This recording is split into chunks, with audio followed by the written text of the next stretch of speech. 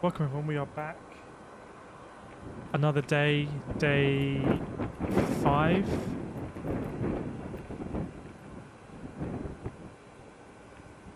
Day 5 of the war, day 5 of our streams. I think the I've been struggling with this map all evening. So we'll keep trying to refresh it. I was trying to sign up for a membership there, but the servers kept going down. I have got a Flight Radar membership now, so we can do some interesting stuff on Flight Radar. I did see a B-52. I did see a B-52 at some point going over the UK. I think with this subscription everything is loading better as well. Welcome everyone. Hope everyone's had a good day. First kind of weekday for us.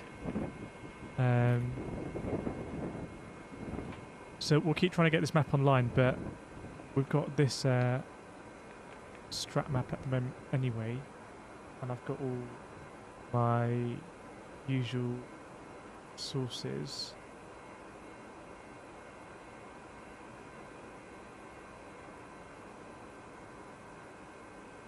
Welcome everyone. So yeah, there was a lot of diplomacy today.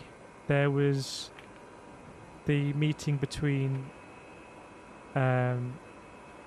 Ukrainian officials and Russian officials, I think on the Belarus border around here. It seemed to be that the Ukrainian position was in absolute non-negotiables are leave all the recognised territory of Ukraine. So I don't think anything happened there, and equally I think the Russian non-negotiables were recognise these regions, for example Crimea and Donetsk region in the east.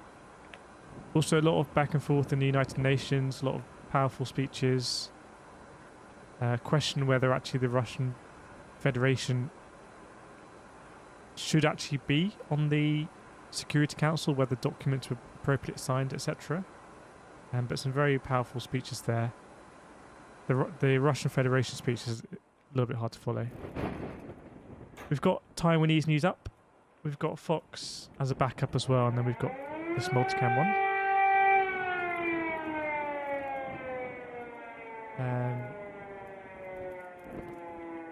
I think the sirens have been going on all day.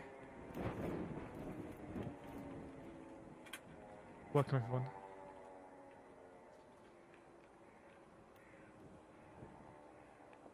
What you could hear in the background was wind. I think there's a flagpole here, but now it's obviously a siren.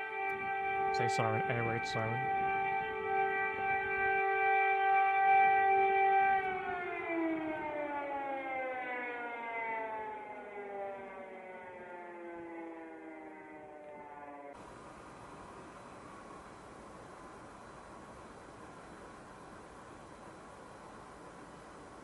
So, and it seems to be the general consensus that the Russian offensive was kind of halted or paused or changed to get the supply lines intact over the last couple of days.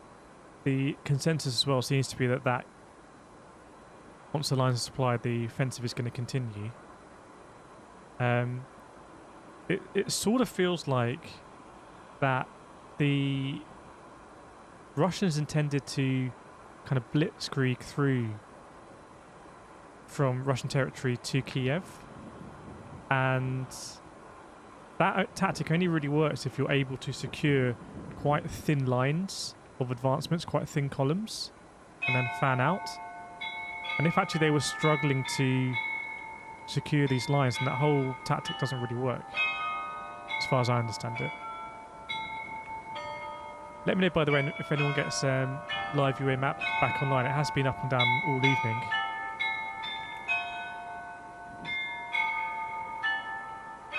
Sorry, Kwai. Stand by my mods. My mods have been modding this community for a couple of years.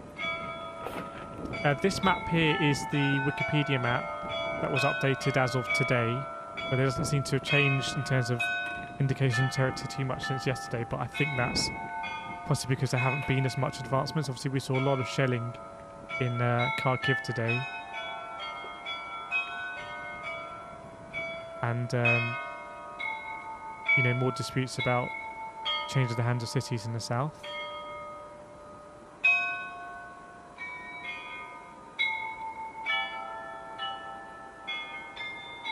You won't be able to put a link in Super Justin, but if you put the title, I can search. I did have a look at some other ones, but I wasn't that impressed. I did see another radar as well that has just military planes. But I thought I'd sign up to flight radar, so we can do some other stuff now. We can get different maps up. We can actually get live clouds as well. Not that it's really important, but we can get satellite clouds. We can use that if we want to corroborate live footage one time.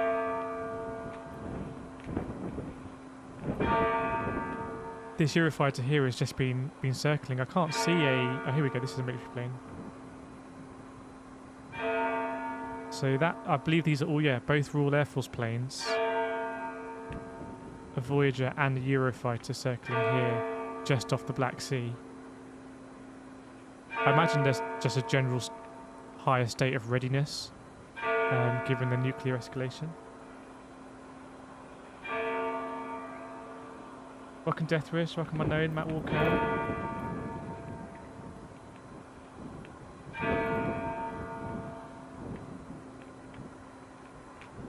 Does the church bell always sound so sad? The church bells have been ringing today. I think they rang at 2:30 and they've rang it on the hour. Midnight now in Kyiv. Rebel line, I've got to say, a low destruction tactic, the thin line maybe, but a brutal end for the kids at the front. There's been lots of captured prisoner of war footage. Obviously, I only see it translated, but lots of the ones that I've seen, the Russian prisoners of war saying they thought they were going on exercises, and then they were only told last minute that they were actually going to advance in. Looking very demoralised. But again, that seems very unusual. Does seem to be a greater kind of feeling that Russia have miscalculated. There was rumours that the highest general in Russia was relieved of his duties. But the counter side is that if Putin's resolve is such that he has to double down, then we might see some more destructive weaponry being used, as we appear to see today in Kharkiv, with these Grad barrel jar rockets going down the city. Thanks, Earth, $5. Yeah, I mean, I wanted to. I tried to member up to this one as well, but it was up earlier, but it wasn't possible to join. It kept crashing. But any other sites that we think are useful, I can join them.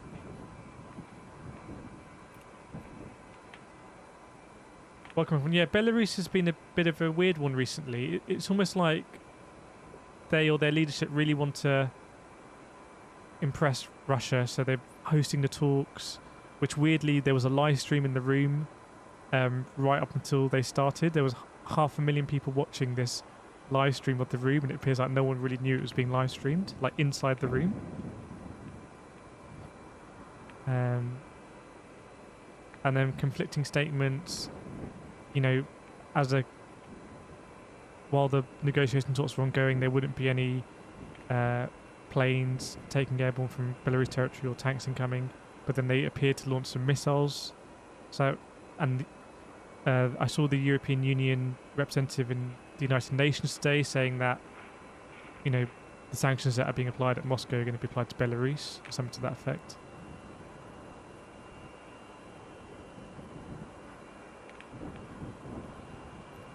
Yeah, Switzerland is no longer neutral. Liechtenstein as well, which is pretty incredible. European Commission providing aircraft, which I understand. So Ukrainian pilots will be, I presume, used to piloting or trained on piloting MiGs and Sukhoi aircraft, military aircraft.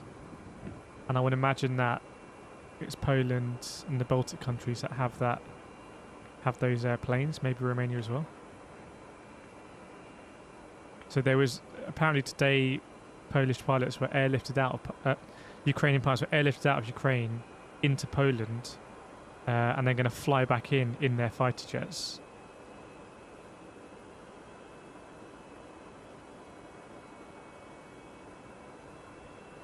And as the Russians do not attack the population, rather military buildings, but unfortunately it's Ukrainian soldiers who shoot down their own civilian infrastructure for lack of precision. I think that's highly debatable.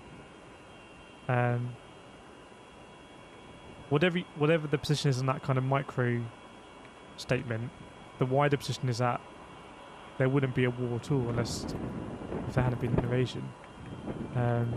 The Russian representative in the United Nations today was talking a lot about Donbass region and how nothing had been done. I wonder if Russia thought because they had annexed Crimea and because of the support of the independence movement in East Ukraine, and they were still part of the international framework culturally. We've spoken about the Olympics, the World Cup, all these big events held in Russia, so they were still part of that international framework. They thought they could get away with this as well without such sanctions. I don't know, it seems surprising to me, but Kyiv, Russia has to go all in or nothing at this point, which is scary. That's what people are thinking, and if it's true that Putin has relieved the top general of his position, again, we spoke about this yesterday, you'd imagine that whoever's coming in will be even more deferential to Putin, so it'll be even harder to question or to kind of, question the capacity and ability of the Russian troops. Brad, I'm scared we're escalating this with intense sanctions and sending weapons. Yeah, but the alternative would have been to do nothing, and you could arguably say that not much had been done after Russia annexed Crimea. And what would have happened if nothing had been done? Then, I don't know, just perhaps the invasion would have been easier, I guess. Welcome Martin, welcome MBR. Mark.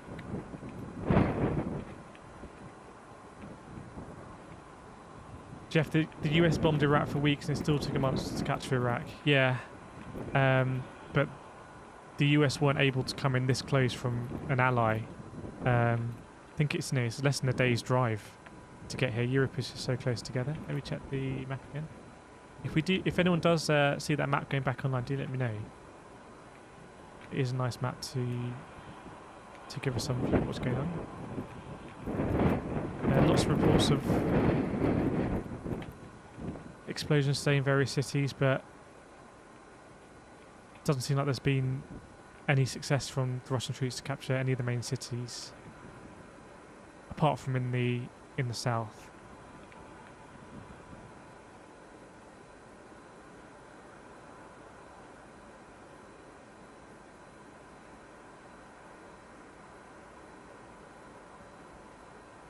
Russia, instead of going house, this is what we talked about yesterday, is that if the Russians expected to roll in and roll through these cities and be waved through by the population being sympathetic to the Russians as liberating them, then it would make sense. To do a door-to-door, you can't, it's just, maybe they calculated to kind of roll through, or maybe they're now having to think about a different strategy. But the war can change so quickly. You can see here, if this map is correct, then if Russia can bridge these two armor columns, then they cut off this part of the Ukrainian army. But as someone raised a very good point yesterday, this is a Ukrainian army on Ukrainian soil, so they will still be supported. It's not like they're cut off on. It would be far worse for Russian troops to be cut off. Russ, my cousin got out with her 2 kids out of Odessa, but her husband couldn't leave because everyone was staying to fight. Sorry to hear that. Glad that your cousin and her children did escape the area. Hopefully they've got to, I guess, the Romanian border. Pollock, how often do you stream? Normally I don't stream this kind of stuff. I stream something else, but we streamed on the first day of the war. We streamed every day since, and I've said I'll stream about 10 p.m. UK time every night for a couple of hours. Looks like... I don't think a Voyager is not a refueling plane. I think a Voyager is just a recon cargo plane as far as I understand. Might be wrong. But this does look like a possible kind of refueling light plan. So I might be wrong with that.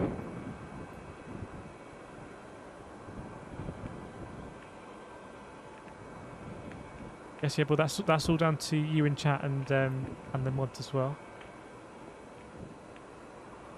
Brad, wouldn't you consider freezing central bank assets and acts of war? It's interesting how the lines are very blurry into what constitutes, entering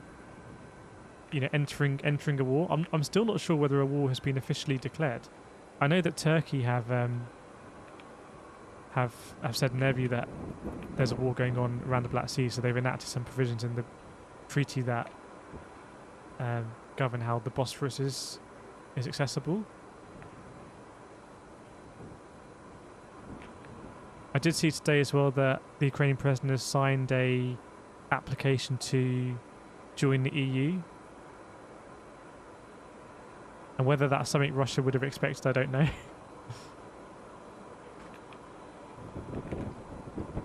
I don't doubt, Patricia, that Ukraine has big problems with neo-Nazis. There's lots of every country in this region has some level of neo-Nazi presence. They all do. So does Russia. I've been to these countries, but can't paint a whole country like that. And given the president is Jewish, I think it's a bit of a flawed argument in my view. Welcome, Billy. There were questions aimed at Russia today, asking if it has declared a war. Well, that's the interesting thing again, because they keep framing it, and again, their delegate did in the General Assembly of the United Nations. They keep framing it as I can't remember what the word is, a liberation but not an invasion. It's supporting the inverted commas independent people of the Donbass and Luhansk. They don't acknowledge the basically imminent besiegement of Kyiv, really.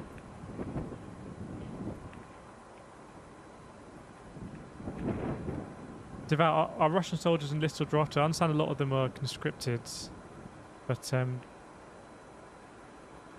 they have a lot of professional. The Russian army is obviously, in total, massively outnumbers the Ukrainian army, but they're not deploying all of those troops. Military operation, yeah, they're conducting a military operation in the east. I just wonder if we're starting to see there's been a very consistent rhetoric out of Russia for the last maybe 10 years or so, about how the West is dominated by the United States, and that's wrong, and there's a lot of fake news and mainstream media, and Russia is increasingly marginalized in that threat. And I just wonder if that kind of rhetoric and that kind of way of thinking is falling a little bit apart here, in the harsh reality of a war against a well-equipped and incredibly well-supported ally.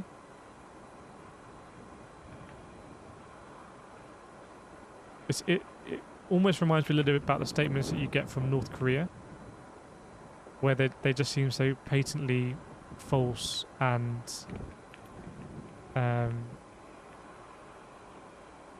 just not real, that it's almost not even really considered a threat. There was someone who said in the chat yesterday maybe they believe their own propaganda, and I wonder if that's a inevitable destination, that if you propagate so much propaganda, and yes, propaganda is both ways, but if you propagate so much propaganda, then do you actually believe it, in terms of like, is it difficult to question it? Does it become embedded culturally? Kegel, Russia sticking to the roads seems to keep getting spanked with ambushes. I think in these kind of conflicts you do stick to the roads. to roll down the armour. You don't just roll through forests and rivers and ditches and everything. You stick to the established infrastructure. I have seen a lot of drone footage. I think they're all Turkish drones. I think they were quite a novel invention in Turkey. I think it was a ex-student at MIT who had come back and designed these drones, if I remember correctly. Someone might know. I think it's TB2 drones. And it looks like they've been very, very, very effective because the columns, some of the columns are very closely packed together, convoys. They seem to present easy targets, and perhaps these drones evade normal or regular conventional anti-air defences because they're smaller, made of different materials. I don't know.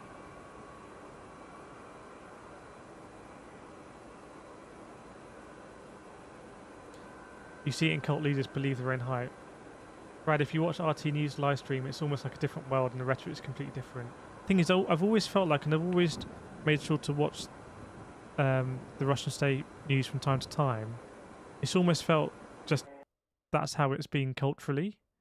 But now it's being tested, it's very different. Looks like we lost sound for that one. Let me see if we get a different one. Bear with me, unless that's on my end.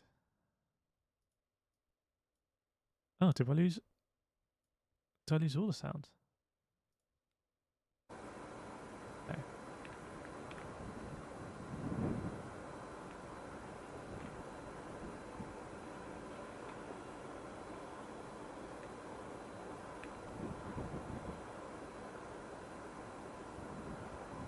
Just Max, I heard that the Ukraine soldiers on Snake Island were actually alive and captured by the Russian ship. That would make sense.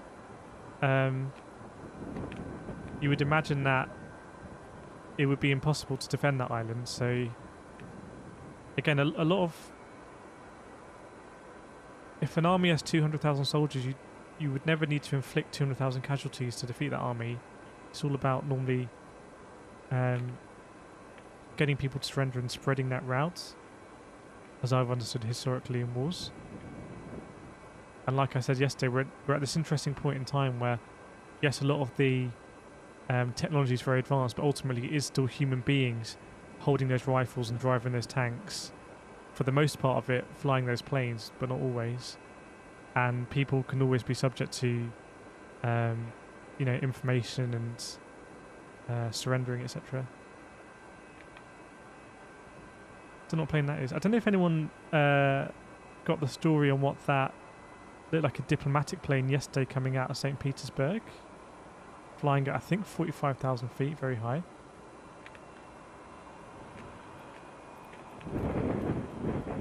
Interesting where this Gulf Stream is going. Looks like it's heading into Moscow. This is a private jet from London. Don't know if anyone's got the story on GA5C.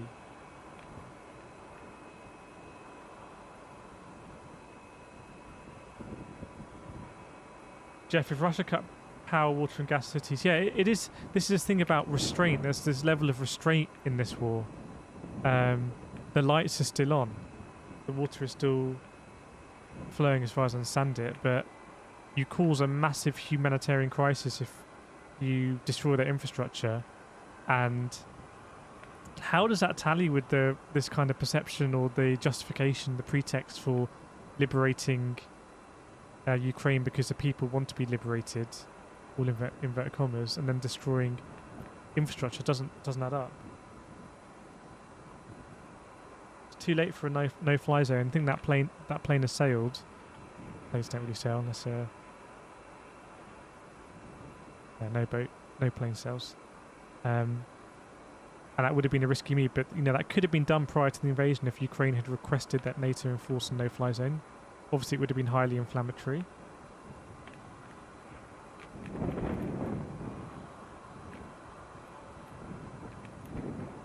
Welcome, Michael Payne. Welcome, everyone. Welcome, Richie. Martin, I can't remember this pushback when Iraq invaded Libya. Can't remember this pushback. Don't know what you mean. Fighter jet disappeared? Yeah, must have turned off the transponder. Definitely loads a lot quicker with the subscription. But yeah, GA5C, to me, it looks like it's heading into Moscow and has gone through, you know, a lot of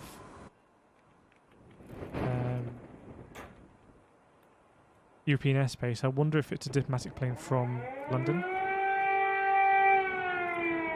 I don't 100% know if these cameras are live, by the way, but this is matching the Fox News one, which has been the most reliable one I've seen. It is in the same location. But if you do hear sound loops, this is Taiwanese news. So if you do hear sound loops, then let me know, so we can identify that.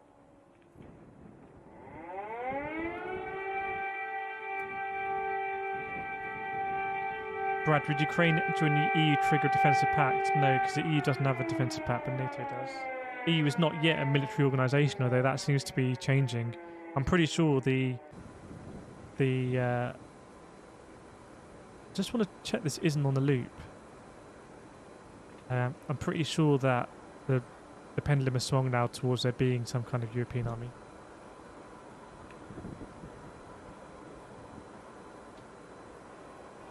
Bank of Utah trustee. I mean, a lot of planes are... The way aircraft is owned is very complicated. You have owners, you have leasing companies leasing to other companies. And you have a lot of trusts involved as well for financial reasons. It's very important where the aircraft is actually owned for tax purposes. And often you have mortgages on aircraft. You have banks that lend. It's basically very complicated. The fact it's a Bank of Utah trustee probably means that the Bank of Utah is the lender on the aircraft, but there'll be a whole chain underneath it. Southgate A says EU army won't happen. I think that was definitely the prevailing view, but I really honestly suspect the winds may be going a different direction right now. I don't know how symbolic the application was by the Ukrainian president. Obviously, it's very symbolic. It's very provocative as well to Russia, but I'm not sure if it has any practical effect.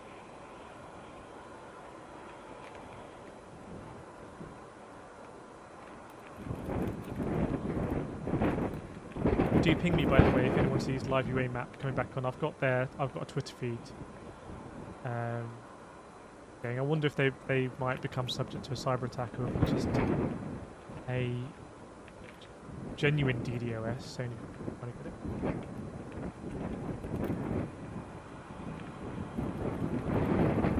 yeah, some news coming in saying the Ukrainian president is now considering a no-fly zone. I honestly think that ship has sailed, but I do wonder if, because the intelligence was so strong... This is another thing, by the way. The early intelligence that was released worldwide was that Russia would conduct some sort of false flag operation and use that as a pretext to invade Ukraine. I wonder if some false flag attacks were foiled and Russia felt like it had to invade anyway. And if there had been a false flag event, then if they had been able to message that and sow confusion, then they in their eyes, they would further legitimize that need to support these regions in the east. But no false flag event happened that was reported on the global scale. Just speculating.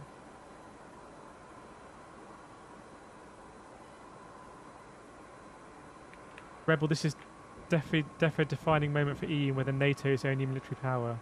Obviously, NATO and the EU kind of overlap quite a lot. The EU, in a way, the EU is as a political structure has transformed so much since it was established as the EEC. I mean, although it has gone through this kind of being an economic union, now a political union, and maybe it will become a military union, the fundamental reason why the EEC was established was to essentially prevent France and Germany going to war again by creating economic interdependency amongst other things. Keep losing this plane here.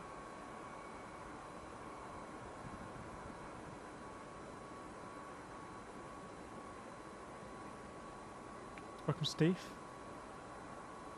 Train an Antonov 225 just crashed. I can guarantee that's not the case, because there was only one Antonov 225 in the world, and from satellite imagery it was destroyed or heavily damaged in the hangar in Hostomel Airport to the northwest of Kyiv.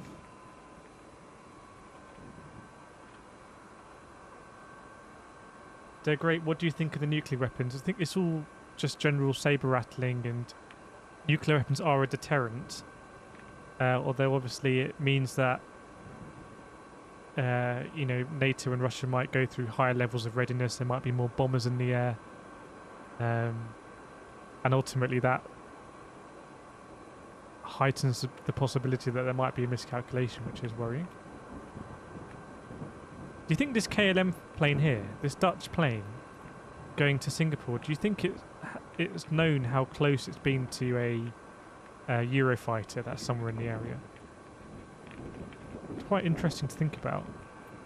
A Eurofighter and a RAF Voyager here. If anyone, by the way, has the call sign for there was a B-52 bomber that was over in the UK, then let me know, because I imagine that the US response to... Let me know if that sound gets too loud, by the way. The US response would have been to go to a high level of readiness, which might involve B-52s being in the air for sustained periods. That's okay.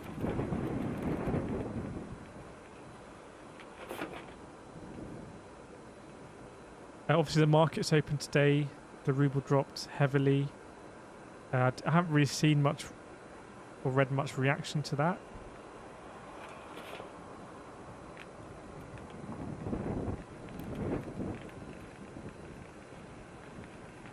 Vasil, new to channel, can you explain the setup you have? All my setup is for sim racing. So I have a gaming PC. This is probably the only stream on the Ukraine war you'll see running from a NVIDIA 3080 RTX, I imagine. I've got Intel i7 10th gen, RTX 3080, 32GB of RAM, Gigabyte Z490, Vision D motherboards. I've got a few NVMe SSDs in there, 750 watt power supply, and a Thunderbolt capture card. I'm not using capture card at the moment. Anger 12, thanks. So I don't know if that was your question.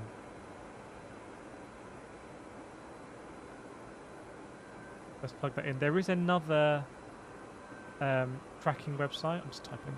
There is another tracking website which I can buy a membership to. In fact, let me just try and find that other website.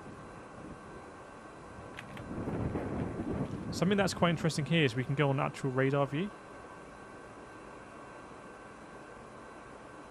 So this is that KLM plane.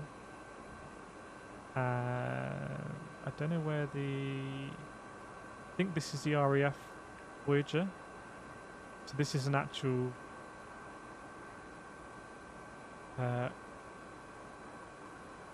radar view. This is that business jet, which looks like it might be going south of Moscow actually. This is a bit of a weird view. It feels quite Cold War-esque.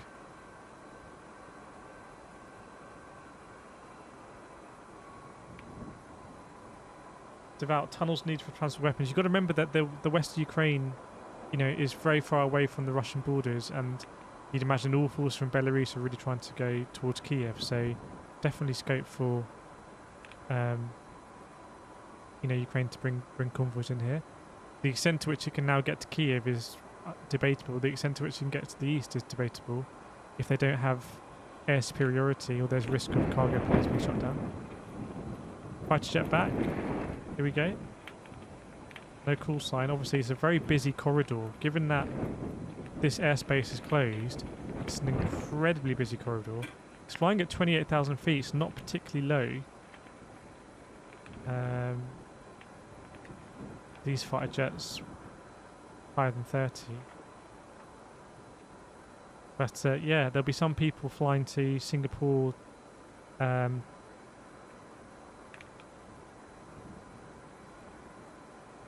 Yeah, maybe Azerbaijan, maybe Baku as well. that will not be aware that they are that close to a Eurofighter Typhoon.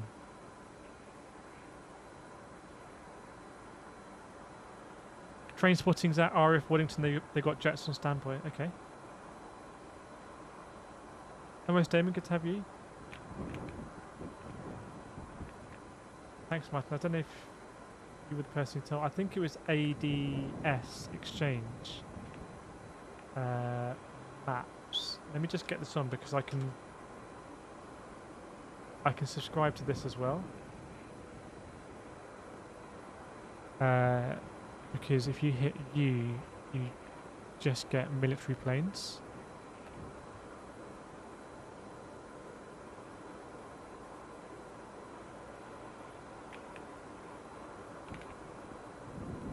Wait for it to load. There we go. So these are all military planes. That's Canadian, so Canadian military plane coming in. Yeah, maybe I'll get a subscription to this one as well.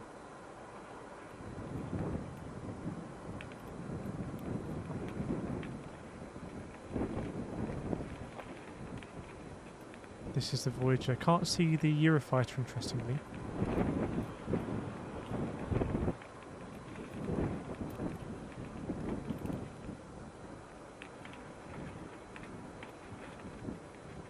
So yeah, I can't see that. Can't see that B-52 at the moment. Probably transponder off, but I can see it when it was flying over the UK.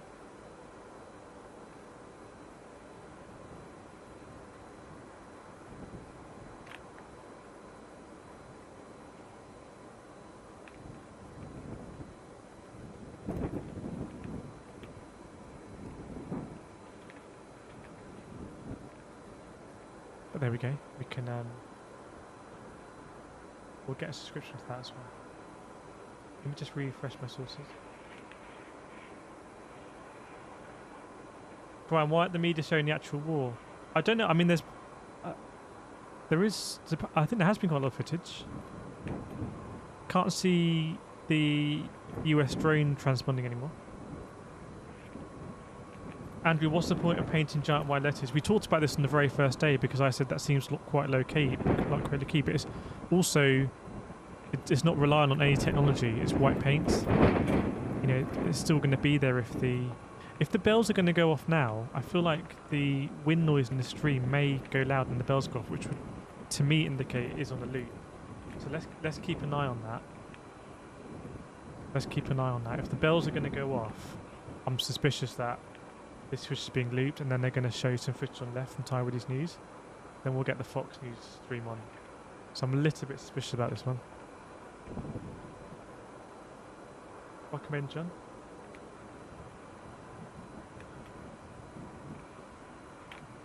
I don't know. An interesting question would be that if there was any imagery of the Russian troops doing their exercises in Russia and in Belarus, where there were markings then. And I wonder if it's a necessity of having to kind of deploy so quickly from the training exercises. And some of the subtitles I saw of Russian prisoners of war said they'd only been on exercises for a couple of weeks before the invasion started. I think this one is live stream events. Oh, this is live moments.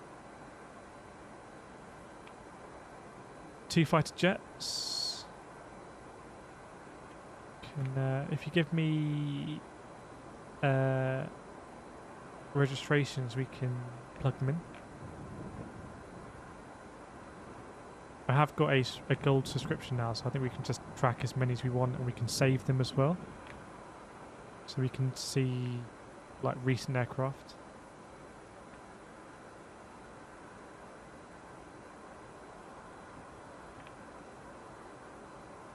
Stevie, all day the Typhoons have been doing a 1 hour 30-minute flight plan and dive back into Bulgaria. Okay, so that might be just this increased state of readiness.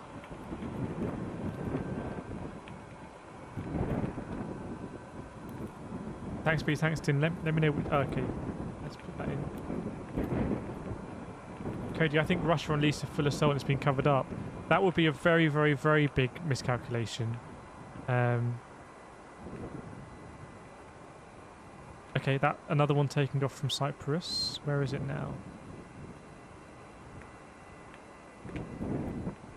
Actually, no, come from Jordan, it seems. Yeah, 2 more here, possibly en route. Let's see where these ones are going.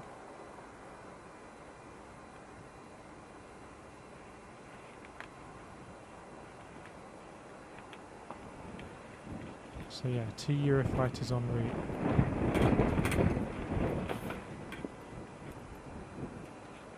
Brian, we haven't seen any war. All the media at the centre of Kyiv. There have been lots of reports, Kharkiv and other cities. I agree that there have been. There's some reporting came out today in Kharkiv, quite like extraordinary footage of Ukrainian soldiers using rocket-propelled grenades in the streets.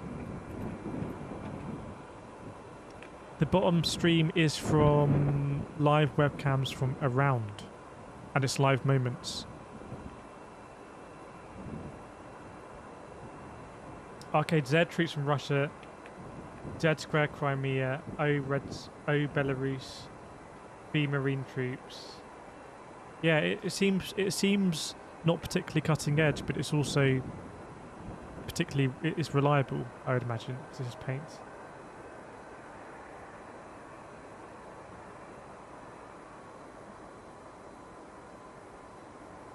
Andrew, question for the chat: do you think that do you guys think that now Russia has played its hand, the countries like Finland and others will be essentially green light to join? I think countries that were previously more neutral, so we can go through them. Finland, I think, has expressed more desire to join, though it would depend on Sweden. Sweden has sent quite a lot of anti-tank weaponry to Ukraine. I think Saab manufacture a lot of that. Switzerland have joined in on sanctions. Obviously, Switzerland's been just as neutral as you get. Japan has said that they feel like they need to be part of an alliance where nuclear weapons are hosted on their territory, which is extraordinary. The European Union, which previously hasn't kind of supported any other country militarily, is providing fighter jets. Germany, which previously hasn't supplied military arms to any other country in a great deal, is now providing Stinger missiles to Ukraine, and also investing $100 billion in its armed forces. So there has been a general desire to arm up, I would say. Declan, the British government's number one concern is not to let many refugees into UK. It might be a case that there's just existing policies in place, and a bit like we saw Portugal be one of the last European countries to close off airspace to Russian jets. It might just be because it was their weekend on Sunday. So I don't know.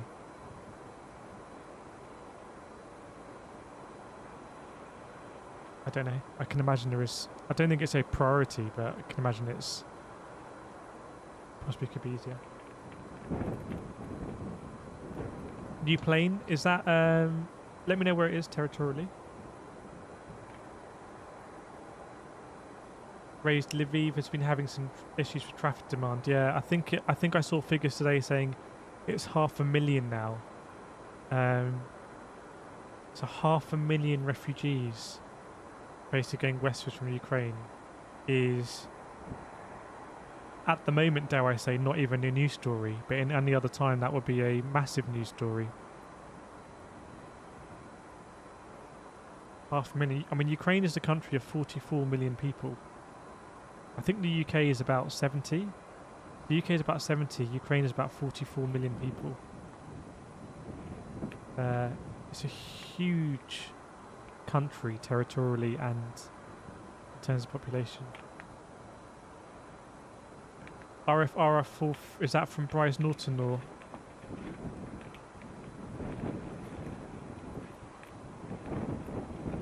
Let's plug in. Sekhe's in Bulgaria, let's have a look. Oh yeah, another Eurofighter here I can see. Looks like, as I can't remember who reported it, but yeah, it looks like these Eurofighters RTB and these two gonna head in over Turkey. Which is interesting, we didn't see that yesterday. 2 Eurofighters escorting a Voyager. So presumably these Eurofighters are also escorting a Voyager, but yeah. Don't know if anyone knows how I can scroll. Can I scroll across these?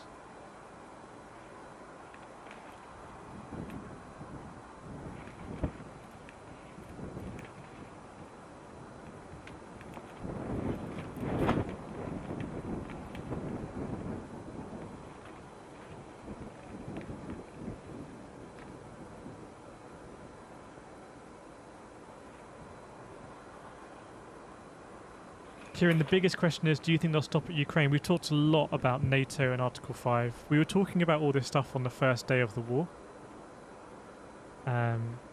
Which seems very unlikely because of the difference invading or attacking a Article 5 member. I think the biggest issue perhaps is any accidental conflict between a NATO member and Russia or Bulgaria or Belarus even. Is this lit? Welcome, Chile. I don't know, Will. Let me know if I need to turn the sound down. I can put the sound down a little bit. Put it all on a mixer.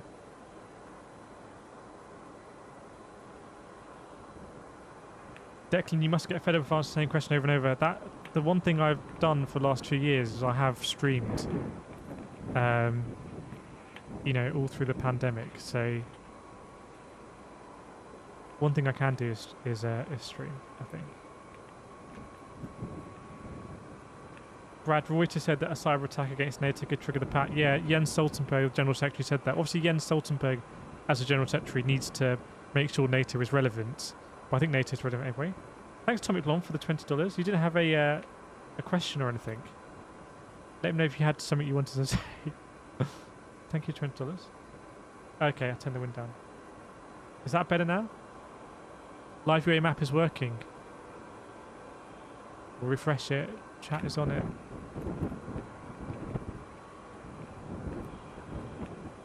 Bang, we're in. And I did want to join as a member. Oh, I shouldn't have done that.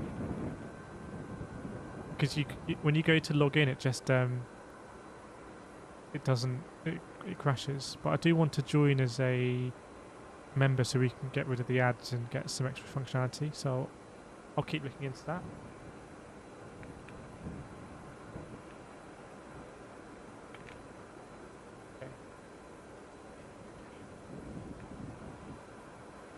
What's the Voyager's role? I think Voyagers are recon aircraft. I think Voyagers are sort of multi-purpose. I don't think they're tankers, but I don't know, actually. I know that there was a big controversy in the UK about maybe 10, 15 years ago. People know better than me about Nimrod planes. So Nimrod planes were, I think, multi-role kind of large military aircraft that could do reconnaissance, and they had a antenna or whatever out the front. But there was a big controversy with the Nimrods. I can't remember. I think they're basically all being decommissioned. Oh, the Voyager's tank as well. Okay. It's used for comms as well.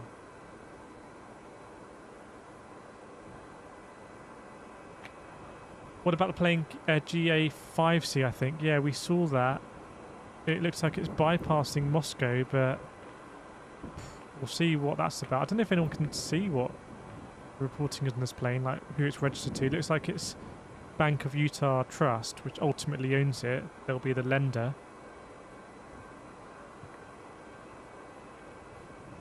I don't know if people know where it is registered.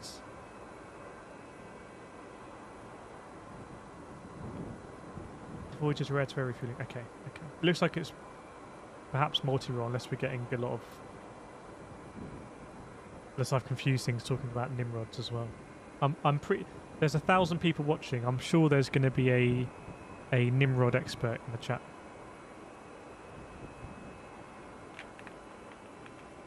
Maybe that's Brian M. Refresh the map. Okay.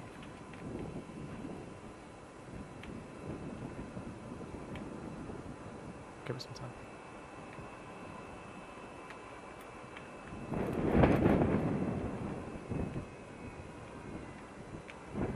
NATO expansion, Democrat. Yeah, we talked a lot yesterday about what the primary and deciding motivation was for Putin to commit to this invasion, because it seems like something you would do in a desperate last play, as a last resort. And as someone who is sitting in London, it feels like nothing was in a desperate position. But if Putin felt like maybe his time is running out because of age, or Russia's time is running out because of this perceived eastward expansion, and if Ukraine was to become a member of the European Union, say, and prosper, then you'd have more independence movements from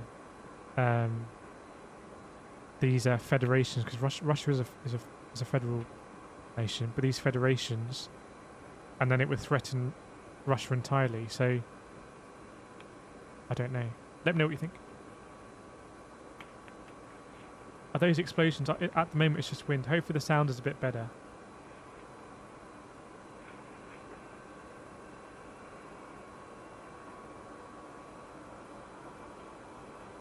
Okay, City Snipes, have a look at that.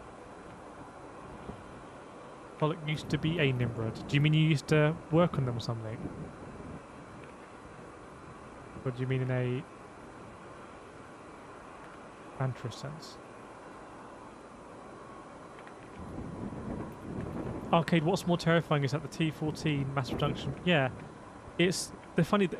Russia has next generation aircraft and next generation tanks, I believe, on the cusp of production, which is again a bit weird, because it feels like if they had waited a little bit, they'd have this next generation weaponry. And you know, by the sounds of things or looks of things, Russia would have needed all the air raid assets it could get. I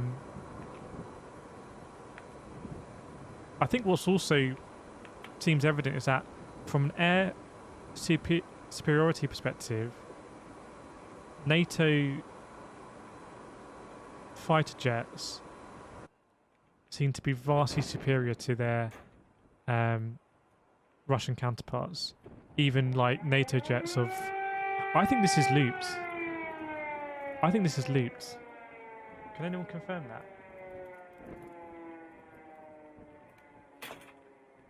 I have a feeling this is loops.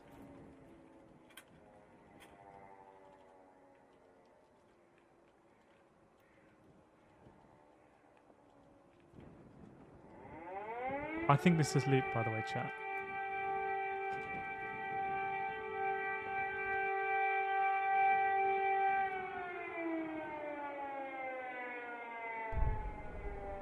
Right, we're gonna... I don't want to cause alarm or anything. So we get live stream events up. I'm pretty sure that's looped.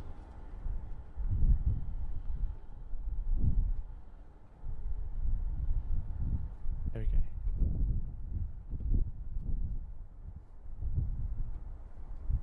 Yeah, thanks, non-stop train. It's interesting that it's a bit disappointed from the time, because I thought the Taiwanese one would be reliable, but there we go. Thanks, Andreas. Yeah, so thousands of people watching. What I'm interested to know is that obviously I have my own context in terms of where I've lived and where I've been and the context in which I've lived. Be interested to know if you want to share how old are people watching, because I feel like this is a possibly if you have lived through more of the Soviet Union as an opposition to the West, I feel like it must be very different to myself, someone who didn't live through any Soviet Union times. So maybe it feels a bit more unknown to me. But I wonder if for anyone... Oh, okay, here we go. 54, 40, 43, 21, 31, 25, 35, 24, 28, 37, 35, 24, 29, 16, 27. Okay, so there's a good variety. I'd say most people are... Okay. Most people were under 50, but there's more... I don't want to say that the over 50s have typed slower, but there's more over 50s coming now. 72 from Stephanie. E10 6. I don't think you can see the stream of 6. It's marked differently. The Bear 40 grew up in the nuclear age. I live where we made the warheads and did the missile storage. 33 MBR saying medium 45. Welcome Andy. Andy's 40. So for anyone who lived through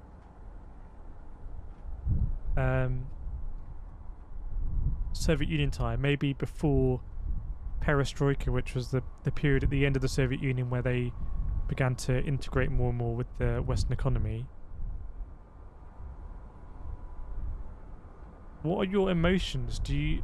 I can't speak for you, but do you feel that this was inevitable because you to return to a relationship like this, or do you feel sad because you thought we'd progressed past this as a world?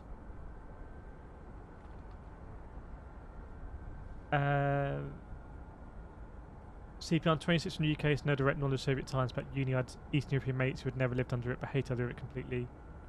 Stephanie, 1949, hid under death in the 50s. Bill, old enough to remember when the Iron Curtain fell. The clan dad, it was a scary time. Martin, seen Ranger just before they came Western, yeah.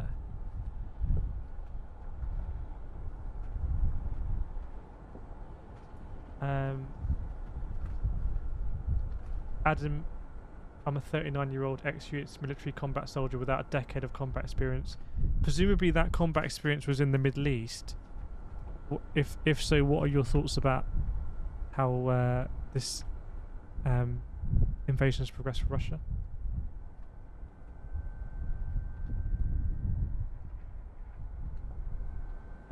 Sorry. Sarah, I was 4 when The Day After aired on network television. Was the day after that nuclear film? I can't remember. I identify more with Gen X because we were the last Cold War kids. It's not knit. Yeah, we had to do desk drills in elementary school. Yes, I just wonder if that is more in... I would expect it's more inbuilt if you've lived through that and maybe grew up through that to kind of understand these times that we'll just be going back in. But I'm interested to know what your emotions are about whether you thought these times were very much in the past or if it was just a kind of rare interlude.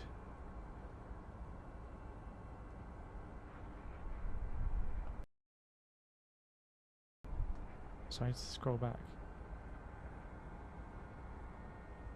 But I find the timing odd. Why did they wait until the US left Afghanistan if you're going to start a war having the US busy elsewhere?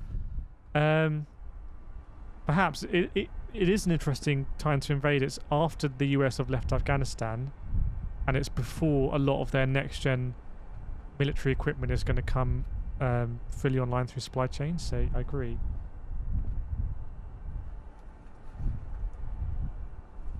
But Zelda, Russia has the right to claim territory and expand its empire, and I feel like all countries have this right. That fundamentally goes against the United States Charter, though, which ostensibly is the international framework which every country has agreed to play by since 1945. But I feel like now Russia is rejecting that playbook. D-Train, has anyone thought the world has moved past this? We have always known this was coming. I don't know, because for someone of my generation, I've definitely... You know, for example, it wasn't really on my radar about you know, it's very easy to fade from consciousness that the annexation of Crimea and the fighting going on in the east of Ukraine as just sort of, you know, that is the status quo now.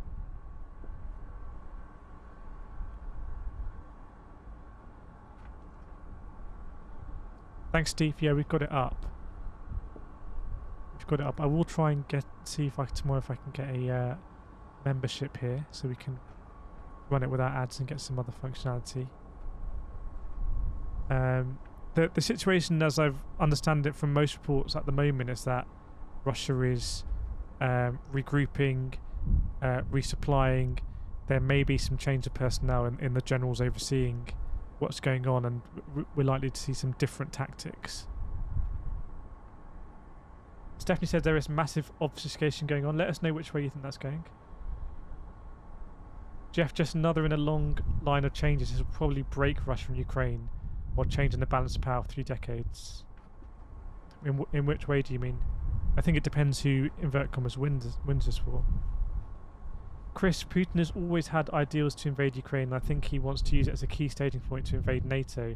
I was following you roughly, but I really think this conflict is showing the strength of NATO and the strength of collective defence.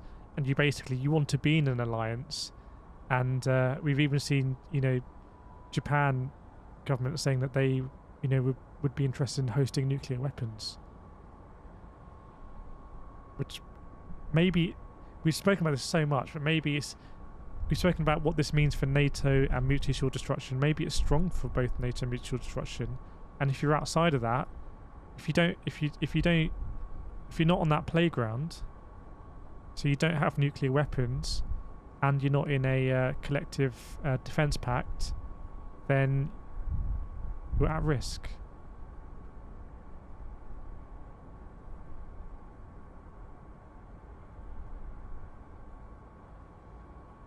Steve says NATO paper tiger. Dean, you need to see Australian right now. Don't know what you mean. The Bear, did they say they really wanted nukes? Yeah, there was a statement that came out said they would be, you know, they're more likely to enter in some... not that they wanted nuclear weapons, but I think it may be the case that Japan is, if they wanted to develop nuclear weapons, they're in a position where they could do so relatively quickly. But it's not about having their own, it's about being part of a pact. Steve, there's a C-130 somewhere. Let us know where that is. This is a tanker. I don't know how to make... I'd love to make these smaller, these windows.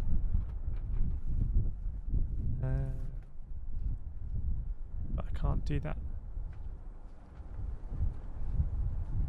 Got all of these additional things we can do.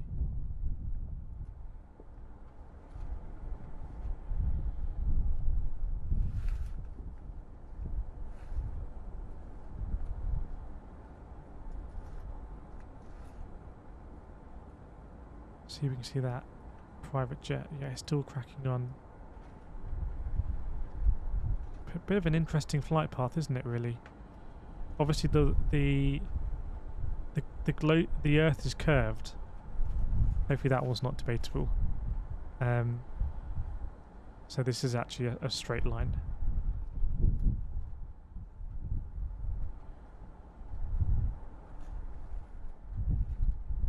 Where are those? Oh, these Eurofighters are circling near Cyprus, where the UK has military bases. Finlay, there's a Predator drone. Let me have a look if I can find that. Feeling this isn't going to come up, yeah, so...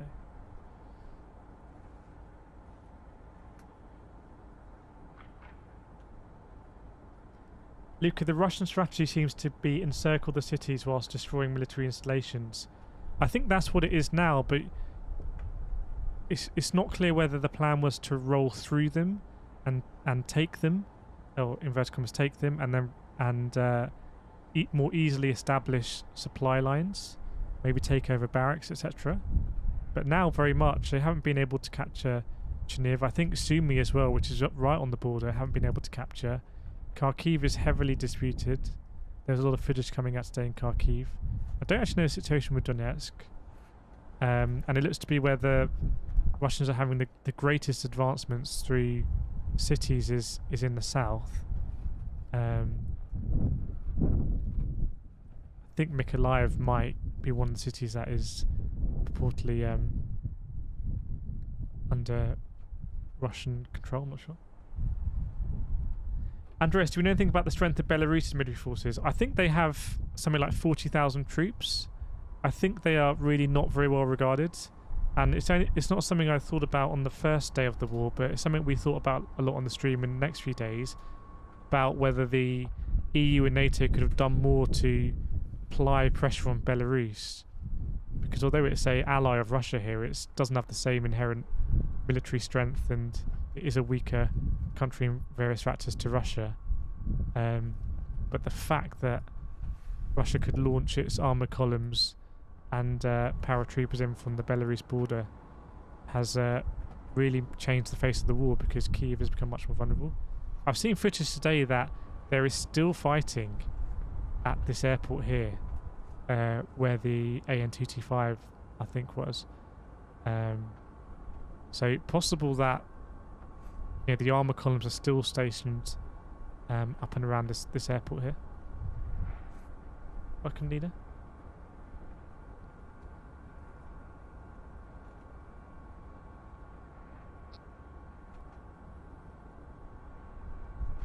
Thanks, Mark. If that's the Reg, I've seen that before. No, I've seen that. Maybe that's...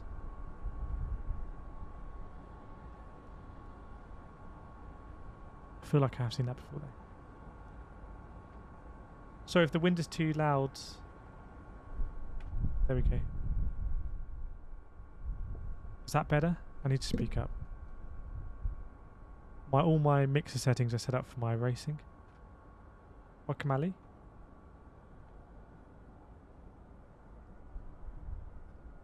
Dicky Boy, what do you think China's going to do about this? The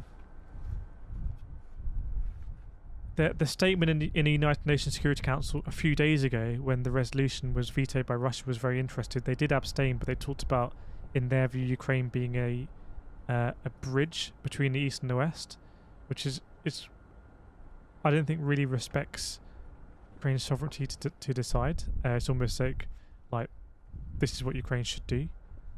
But I haven't seen what statement, if any, they made in the General Assembly today. I saw the Ukrainian statement, which was very powerful, and I saw the Russian response, which was also very powerful, and I saw a bit of the European Union statement, but I didn't see the Chinese statement if they made one. The thing is, it feels like Russia is more willing to exclude itself from the global economy. China relies still on exporting lots of goods around the world.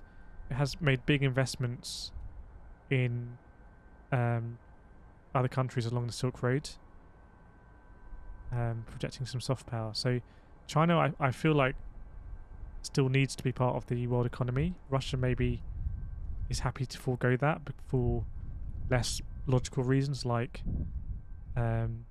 wanting to reunite territory that was previously under the Soviet Union, or legacy of Putin.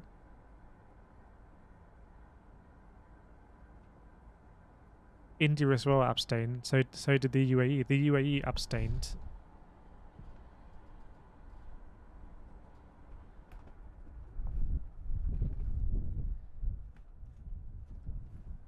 Southgate, have you seen that team essay? Yeah, I saw. There's one of the more interesting developments was that I think the UK foreign minister was on a TV show yesterday and said that they supported UK nationals going out to fight, and then today I think it was Lavrov said part of the reason for the escalation on the nuclear readiness was due to that statement. I feel like Russia talks about the UK a lot. There's some kind of cultural. It's almost like London and Moscow are on either sides of an invisible string. There's something that connects them. You pull on that string a little bit in London, and they feel it in Moscow. I haven't. If that's the plane now, let me put it in. But I think I did it before. I can't find it. Oh, here we go. Not sure what that plane is. It's flying at a low altitude. Just off the Ukrainian border. So we'll keep an eye on it. Good spot. So I think I missed out a digit last time.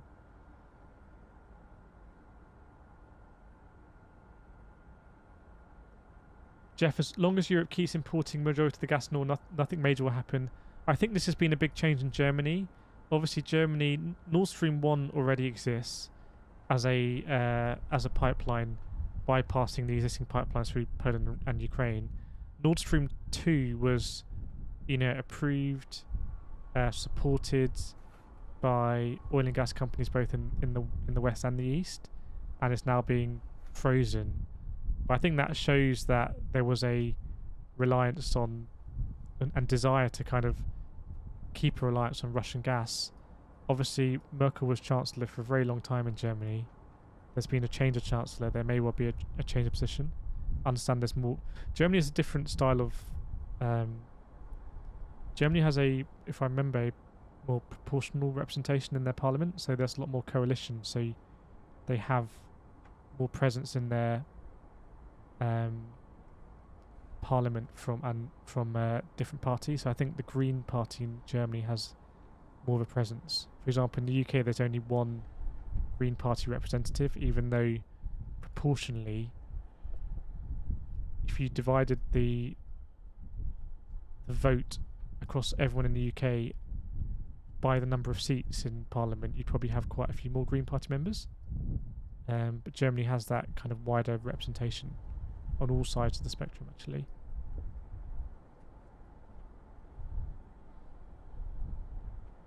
I think something that's also interesting is that you have to remember the Russian constitution, fall of the Soviet Union, there was a new constitution for the Russian Federation, a two-house legislature, lower house the Duma, and then the Federation Council, basically failed. Dispute with the president, who was Boris Yeltsin. Yeltsin had the arm in his side, rolled up to the Duma in tanks, was on a megaphone on the tanks outside the parliament, took control, rewrote the constitution to give more powers to the president. You can see why. Russia kind of goes through this phase from 92 to 2000, dealing with denationalization of infrastructure and businesses, etc. Moving from perestroika to a genuine integration with the West, in an economical sense. And then Putin comes into power in 2000 as president, kind of subverts the two-term limit by having Medvedev as a president, and Putin went to prime minister, then changes the constitution. So I think it's now president can be in Russia for unlimited terms, and also the Federation Council and the Duma are inherently weaker because of that history. So you end up in a situation where the president's very powerful. Whereas if you compare that United States, where it's very difficult to pass amendments to the Constitution, there's a two-term limit on the president, and a lot of people say that actually it's too hard to get stuff done in America. It's too hard to get stuff done in America in terms of in a federal sense, because it's very hard to get stuff through both houses and have the support of a president at the same time. It's rare for one party to control all three parts of that element of government. Whereas that is not a problem in Moscow. Moscow is very much much more president says president does. We still looking at this plane? It's a very, very nice hexagon, isn't it?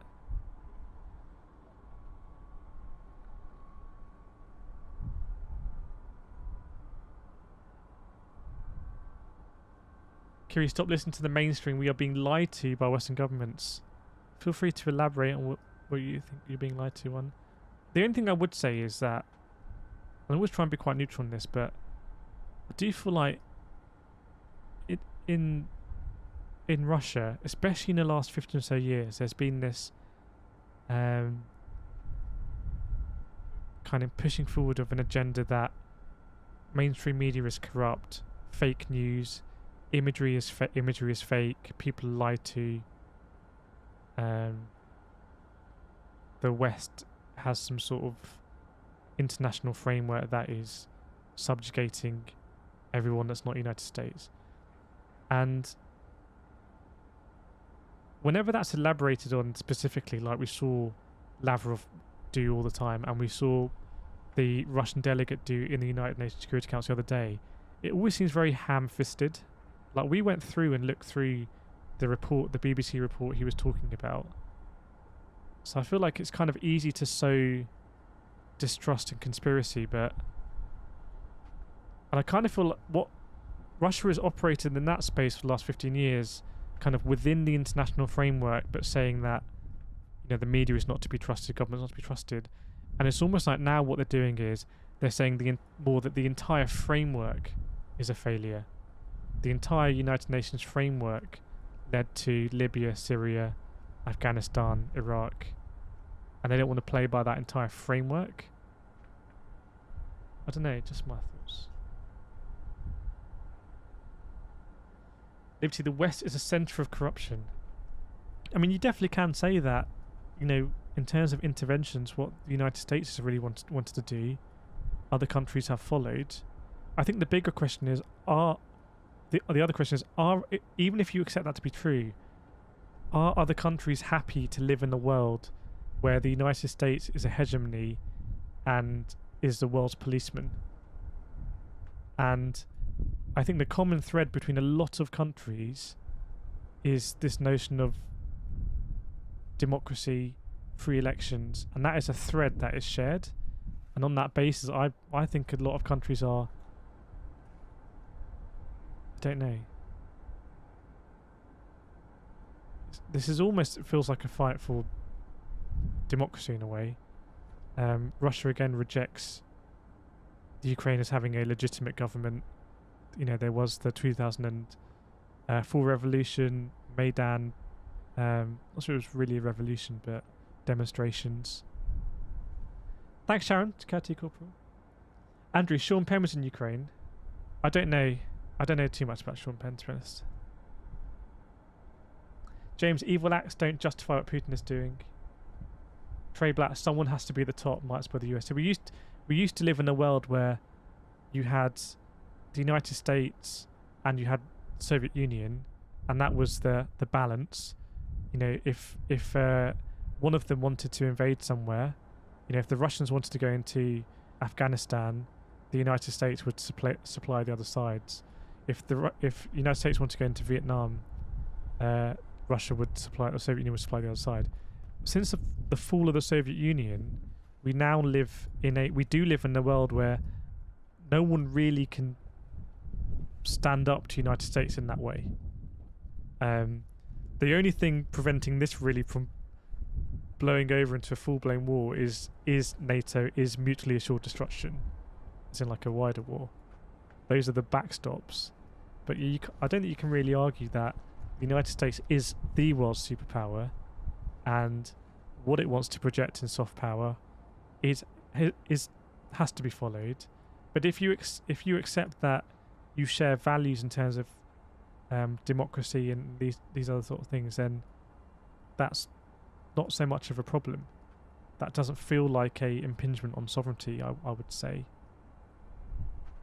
I'm struggling to put this into words, but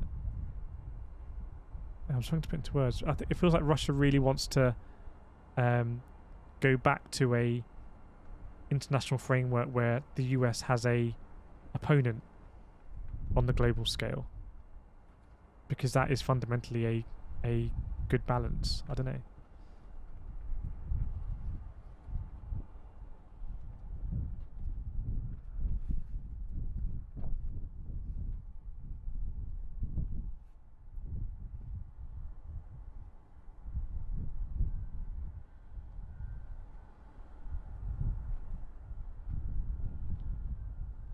Dare I say that's going to get a bit too domestic political, which I normally have in the chat here.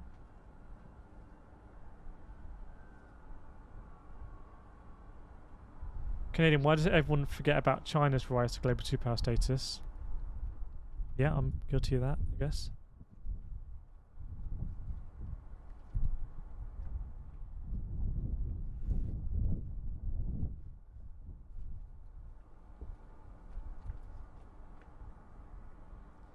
Atomic bomb, Putin wants to be treated equal as the other corrupt countries.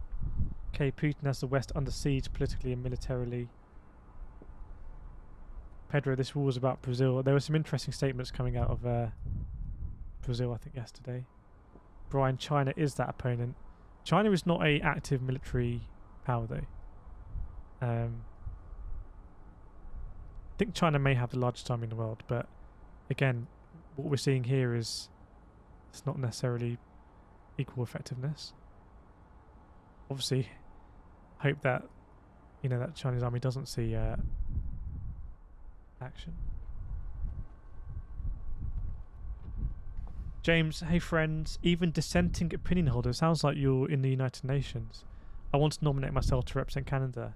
So what I was going to say is that if anyone, and I know that I think I went a bit off kind of the geopolitics stage, but if anyone is interested in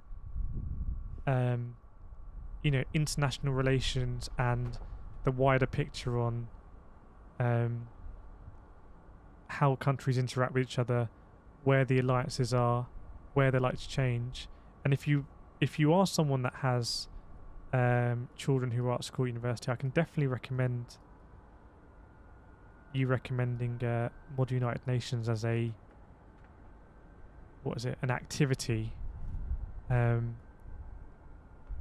for them to just understand about this framework.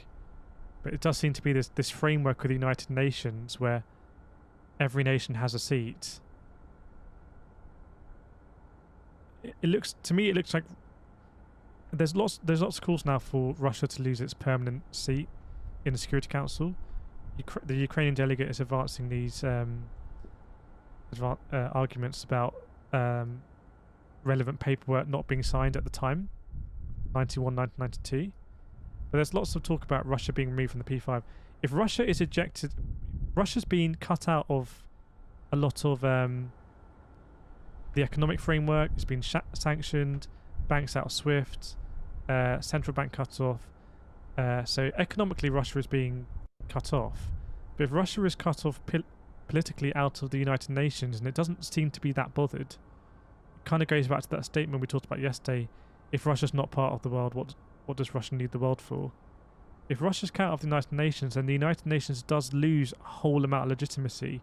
We did live in this fairly unprecedented time where the United Nations was this body where pretty much without exception every nation was represented, had a seat, and therefore it could really purport to exercise some legitimacy. That's what I mean by the international framework. I wonder if Russia always had an objection to the United Nations being in New York. John, we must keep the dialogue open. Do you mean in this chat, or do you mean between NATO and Russia?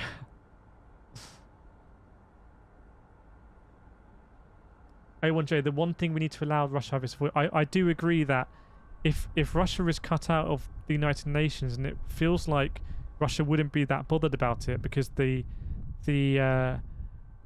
kind of the conversations are so far apart.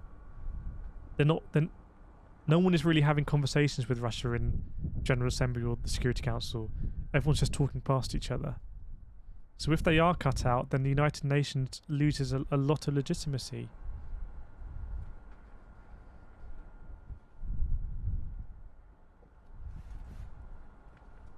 Yeah, I don't know. Is my stream bot not working today? I think my stream bot. I made my stream bot is working. The stream bot is meant to, or has in the past, cut a lot of spam. Stream bot's like my drone, just circles, and the mods are like the paratroopers.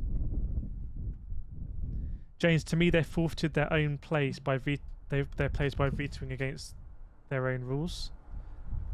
That's always been an inherent contradiction, though, that everyone has known about in the United Nations. A visual seen it. Nice.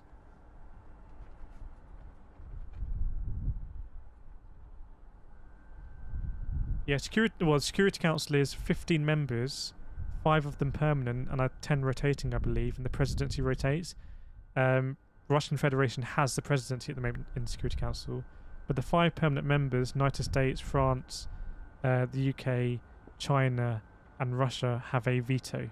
So they're permanent members and they have a veto.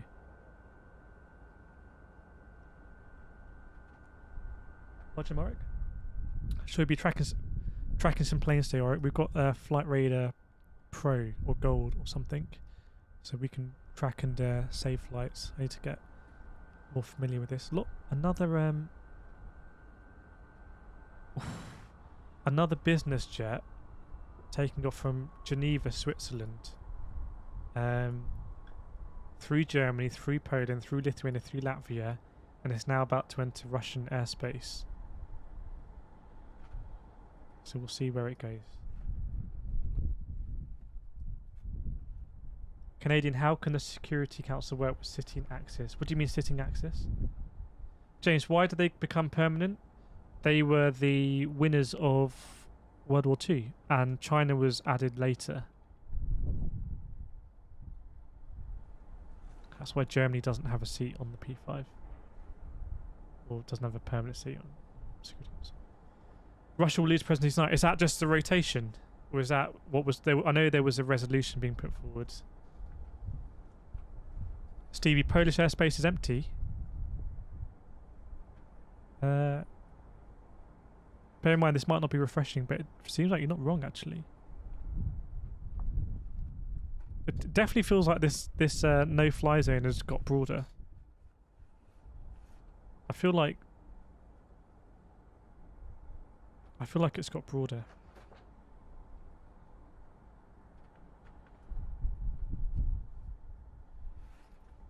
Kent flight. Good to see you again, Kent. Flight radar was going crazy earlier today. Okay. Mikey, if I was Russia, I wouldn't have done this in the first place. We've spoken. Let us know what your view is on. Actually, there's again 1,000 people watching.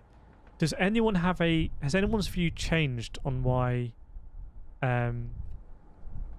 Putin decided to invade. Has anyone's view changed to something else?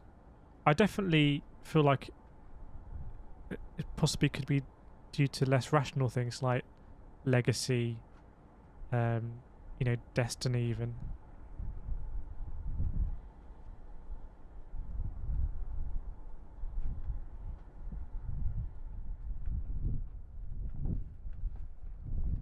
Axel, do we know whether Russia's claim on Ukraine employing convicts to fight? I think that was confirmed by the Ukrainian president in a speech. Something like they would be given the opportunity to compensate for their crimes in conflict hotspots. I think it probably is very obviously that's very controversial. Maybe it's desperate times call for desperate measures. Potentially they couldn't. They didn't want to. Take away resource to guard those prisons at the moment, I don't know.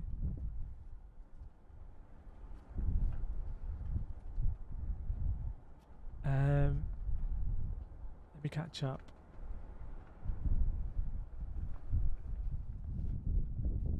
Matt, Ukraine will agree to give Crimea and Donbass and in return will join EU. I cannot see that. That would be that's threading the needle. Ukraine agrees to give Crimea and Donbass and joins the EU. I mean, that would be a negotiate. That would be first-class diplomacy. That would be first-class diplomacy. What do people think about that? I don't know about who lifted the sanctions on Nord Stream 2. There's already a Nord Stream pipeline. Ken, if you think NATO's a problem, you're just an idiot. Brian, Putin just brought a match to a dynamite fight. Do you mean that just generally tension in this area? Tarragon mental issues. Luca, it also seems that Russia have used their older equipment and less experienced soldiers in this initial assault. Yeah, but there might be tactical reasons for doing that. Please check live map. We're gonna go for a refresh. I can get this F5 actually on my stream deck here.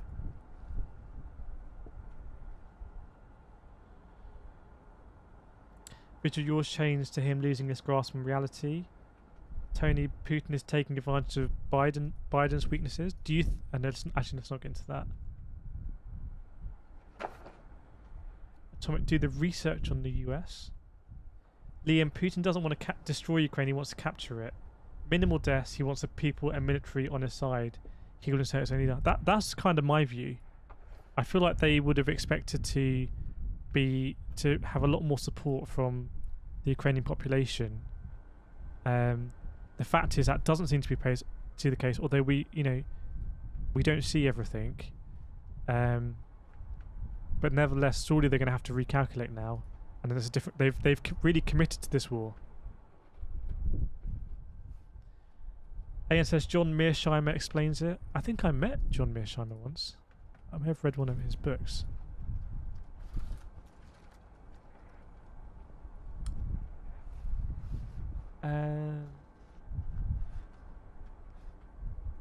Sorry, I really want to catch up with these comments.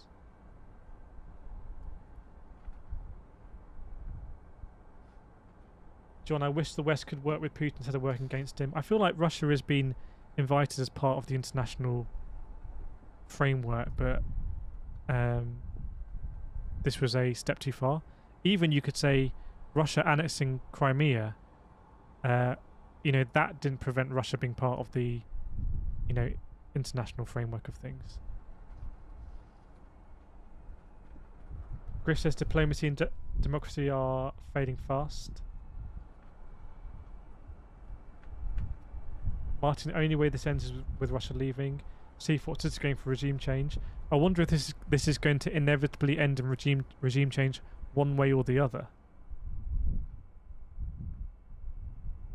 Mark, what benefit will Putin get by this invasion? I don't get it. We've spoken about that a lot.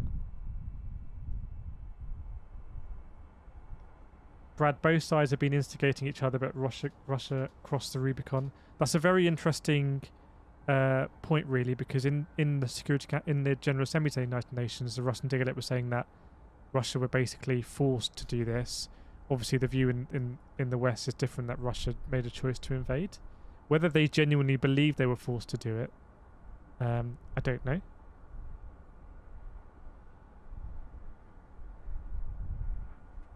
Ali, it's about money and gas supplies. Yeah, a few people say that from time to time. I don't think it's the prevailing view in this chat, but it does come up consistently from time to time. It's one that I seem to forget about.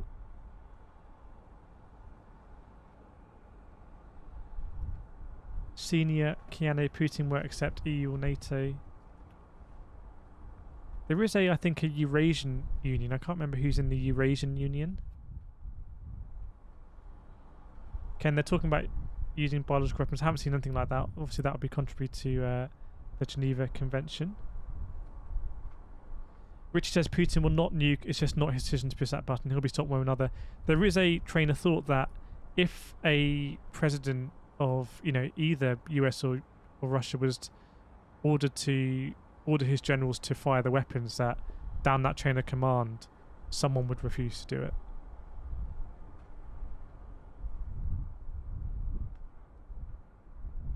Martin, I changed my view completely. I don't believe anymore that Russia's target is the country of Ukraine. What do you mean by that?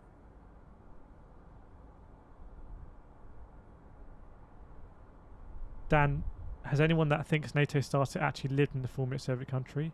It's interesting. I would love to get more perspectives from people, if you're watching, from anyone who's lived in a former Soviet country. I feel like context is very important, and it's difficult for me to escape the context that I'm in.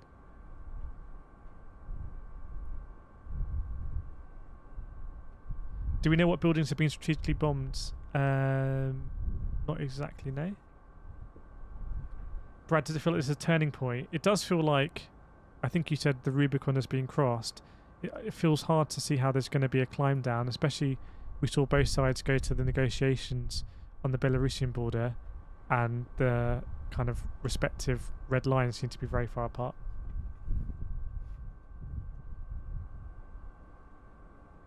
Liam, what happened to the 3-mile convoy? I think there's probably been lots of convoys. You would imagine that those convoys will be in places where Russia is pretty confident about having air superiority. Liberty knows Latvia very well. Let's just check the flight radar, because it looks like Polish airspace. I don't know if anyone can check, because Polish airspace has been very busy. Has the Polish aircraft with the Polish flag carrier lot? If that is true, and if we are on flight radar gold, so it does load the planes very quickly, it looks like Polish airspace is now... I mean, that is pretty astonishing. It's midnight in Poland, so I've flown into Poland about midnight a few times.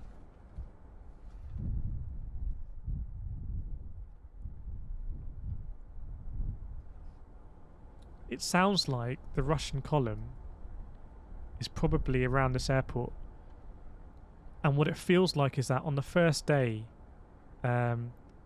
the armour column advanced to Chernobyl, we know that, and paratroopers were inserted through low-flying helicopters to this airport. Looks like they temporarily took it, and it seems like the plan, again, this, when I think more about these kind of things, I think more that there's been a big miscalculation, because it seemed like the plan was to secure that, and then Russian cargo planes to come in, IL-76s, unload tanks, more APCs, personnel, supplies, secure that airport, and then wait for the rendezvous with the armour column. So it seems to be that they wanted to be where they are now on the first day, but you know, is it a big delay or not? I don't know. Also, we know that we've seen lots of reports happening around this airfield here. Ultimately, there is a lot of fog of war. Ryan, Polish paratroopers repulsed before armour could arrive in town. Yeah, we saw on the first day we did the stream, we saw video footage of the CNN reporter that was there, and the troops that landed didn't seem particularly at the sharp end of a massive wedge. They sort of look like troops that would come in behind a wedge. I don't know. Welcome, Flambinger. I'm not an expert. Yeah, I've seen the same Space Lord Motha.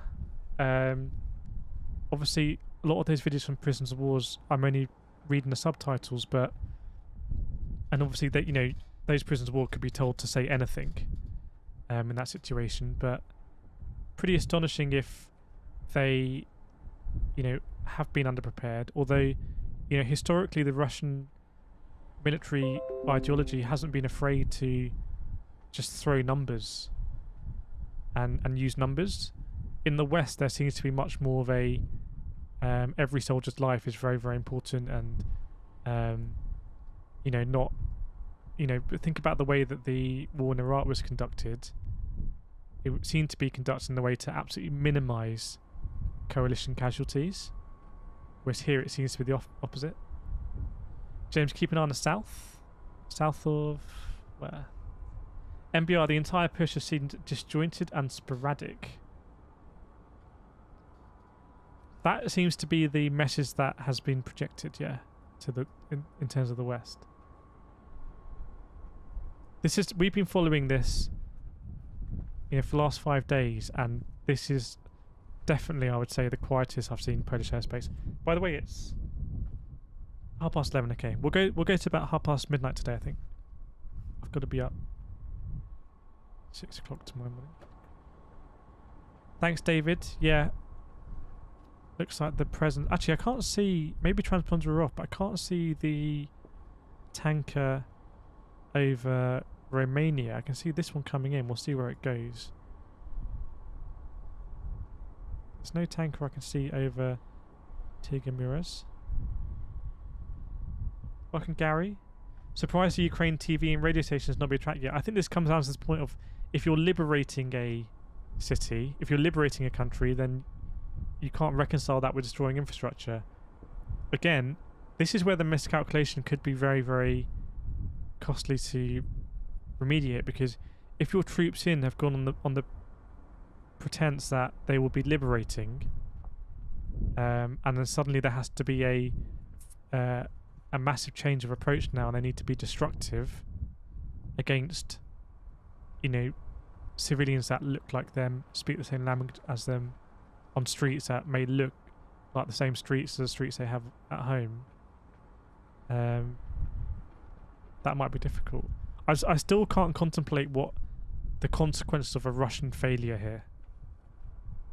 You'd think that a Russian failure here would lead in a change of regime in Russia. But as I've said, the constitution has been amended due to the reasons I went through to such a point that the president has so much power under the Russian constitution. Jedamar says Zelensky should have been willing to give up Crimea and Donbass. I'm not sure there was how much appetite there was to kind of retake Crimea. I guess Donbass and Luhansk region was disputed.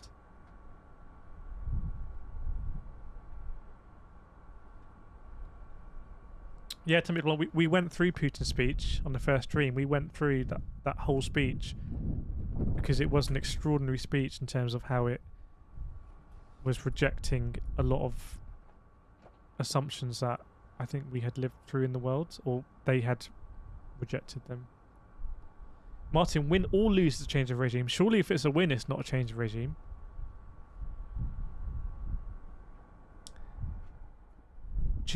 Russian Air Force planes have been going on and off this afternoon to Crimea and Belarus. I expect an invasion north to south later this week. Yeah, we've been tracking every so often IL-76 military cargo planes going into Belarus from Russia. John, the ICC is open investigation. This is the thing where the ICC, the UN, these kind of international institutions have up till now been a framework that purportedly everyone in every nation in the world plays into that framework. I need to think of a better way of phrasing that. And right now it seems to be that Russia's saying we don't want to play by that framework. So it might be that they just don't want to, you know, it doesn't, the ICC, all of these international institutions will become weaker. And I really hope it's not a time that we look back up till now and we think, wasn't it a crazy time that from 1945 until now we had these international institutions where pretty much every nation in the world abided by these international rules? Because it's one of these things where if Russia pulls out, you know, maybe China, maybe it just makes it easier for other countries to pull out. Maybe Brazil wants to pull out. You have leaders in other countries that have a lot of power that think, yeah, I don't want to be bound by these international frameworks. That's an impingement of my nation's sovereignty. O1 Jill flying Dubai to Copenhagen. Will be interesting to see if they avoid Polish airspace. Yeah, let's track that. That's a great shout. Whoops.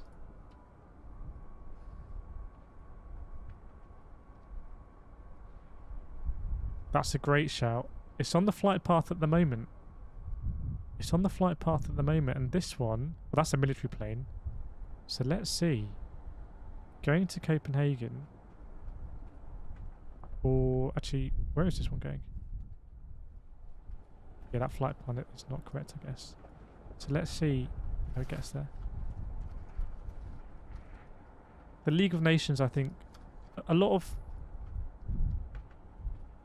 something that really influenced the Charter of the United Nations was the failure of the League of Nations to prevent the Second World War. Bones, you mean globalism? Yeah, it is globalism as well. So, you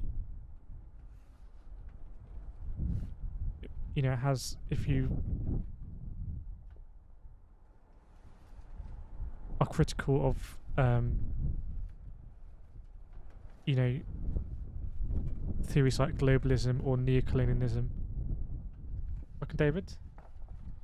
Samantha, what happened when Ukraine and Russia met today was no ceasefire? I think it's pretty clear there hasn't been a ceasefire, though it looks as though Russia is pausing its offensive activities, most likely to supply and regroup. If it has the ability to supply and regroup, then question marks whether Ukraine is still able to be so effective from the air. It looks like they have Turkish drones operating that are able to take down air-to-air missiles.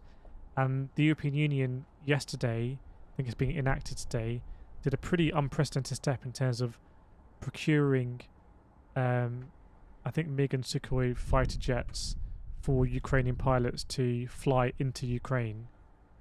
Yeah, one thing I definitely miscalled, amongst many things, was that I had more readily assumed that Russia would implement air supremacy relatively quickly, having seen pretty clearly it hasn't happened, but it still seems like it's more than likely to happen, and when that happens the war changes quite significantly, I think.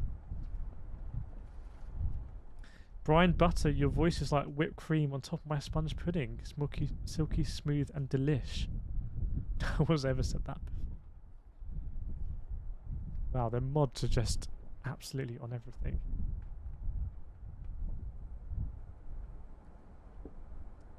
Daniel, I have a feeling Russia will go for one massive push at some point this week.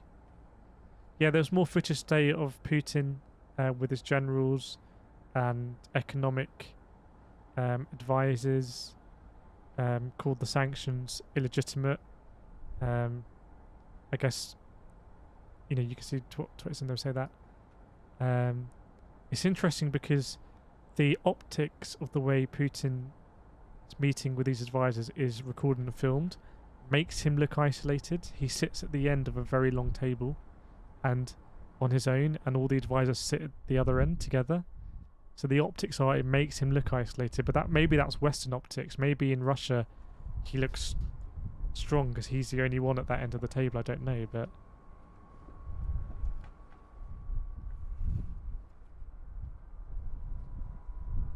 Leon, NATO black no-fly zone. What's the risk? The risk is that if a NATO aircraft gets shot down by Russia, then we're either calls into question collective defence, so potentially would make NATO look weak if they don't enact Article, if they don't respect an Article 5 invocation, if that happens, or NATO goes to war with Russia, and that is you don't get much more bad news than that. Samantha, the Russians' army absolutely huge. I thought they'd be taking tactical. I mean, taking the capital in 48 hours would be absolutely extraordinary. I think it was 27 days in Iraq for the coalition to take Baghdad. But this is obviously a lot closer to being able to come through Belarus. And they were, remember, they were on the streets in Kyiv on the second night. And I'm beginning to think that was maybe more psychological. Because if they hadn't been able to come through Belarus territory, you'd think that the there would be a frontier the Ukrainian army might be able to try and hold and maybe progressively retreat. And yeah, Kyiv would be maybe under well, may not be under any bombardment, I don't know. I see flight over Poland, this one.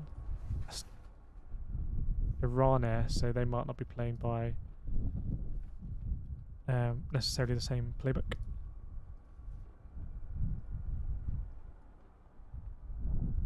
It is pretty conspicuous that it's... Oh, that's a Finnair. Is that a Finnair plane? Yeah, that's a Finnair plane.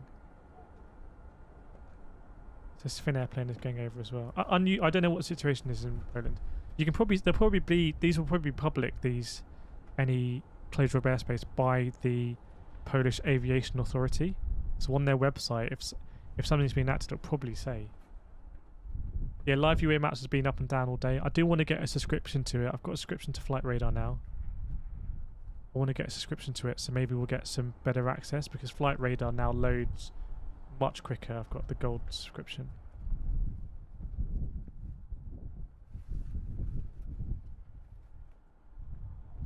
CJ, do the Ukrainians still hold strong? Seems like it. Russia definitely isn't taking the major population centres they might have anticipated. So they're going to be getting closer to Dnipro here. Yeah, you don't really want to drive tanks to cities, absolutely correct, especially not when the civilian population is armed. And I do really genuinely hope that it doesn't get to that stage where there are tanks trying to roll in to an increasingly narrower kind of citadel, because it'd be very, very, very destructive. I mean, this is like any other European city. At the moment, it seems like a lot of the fighting is in these less densely populated areas, which you would say actually probably favours the Russians. You can see here they're able to set up their Smerch or Grad barrages and howitzers as well. Thanks, Lindsay. Let us know where that is. Yeah, we understand that the convoy is pushing down. Looks like, if this is correct, because it seems there's been a big defence in Irpin around this airport, they might be trying to come through in a circle.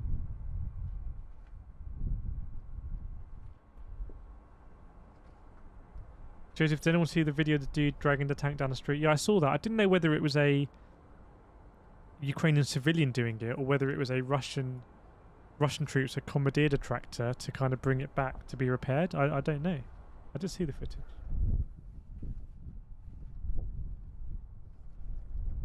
Yes, and I think the drones have no chance of aircraft. I think the drones seem to be able to evade conventional anti-air.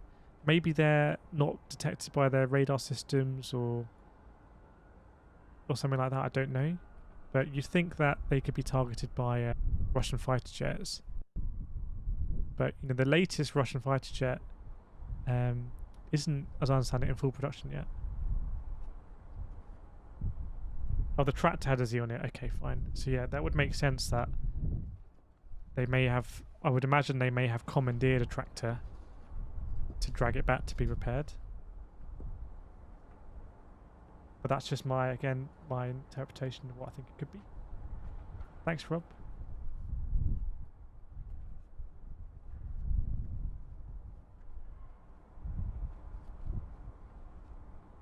Oh, there are two different tractor videos, okay.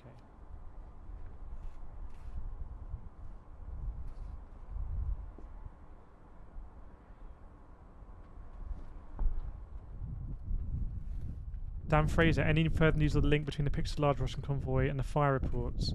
We looked at thermal imaging yesterday. In fact, I need to refresh my sources. Now we've got the map up.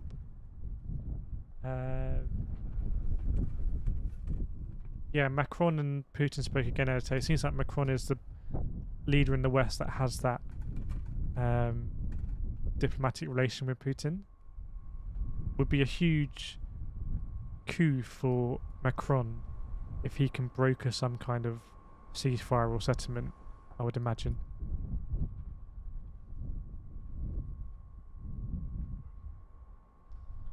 But we spoke a bit earlier today about and yes, there's propaganda on all sides, but specifically with Russian propaganda,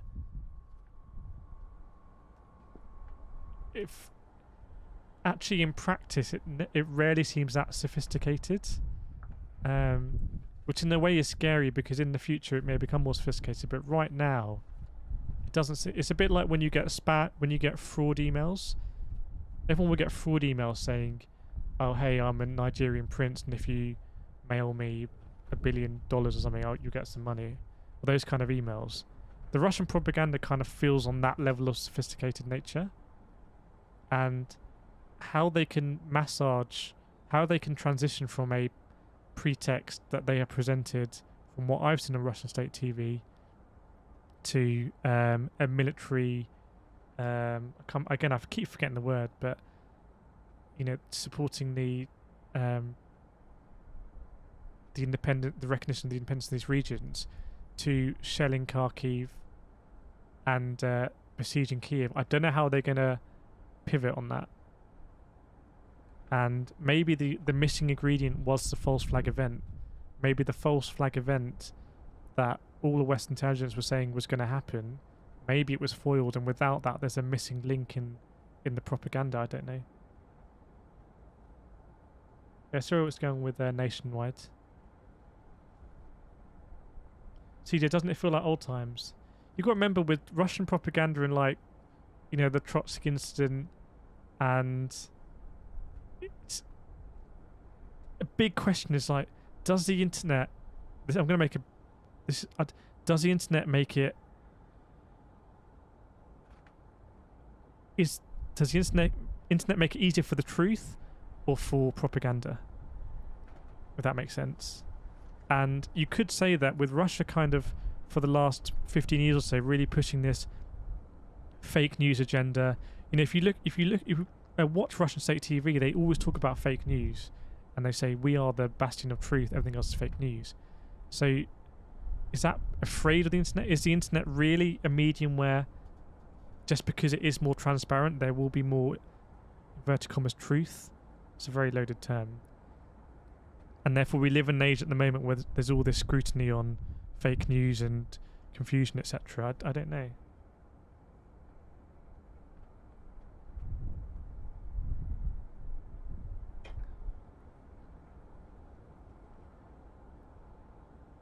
MBR, the internet makes everything real and everything fake. Just got a bit of buffering here. Mark Williams, I'm surprised the internet hasn't gone off. That was perfect timing. I think our stream is okay. Bear with me. See if we can get I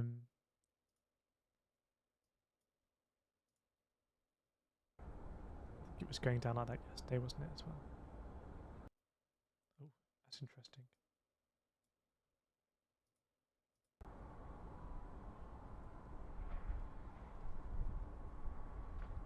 Where's my mouse? Bear with me a second.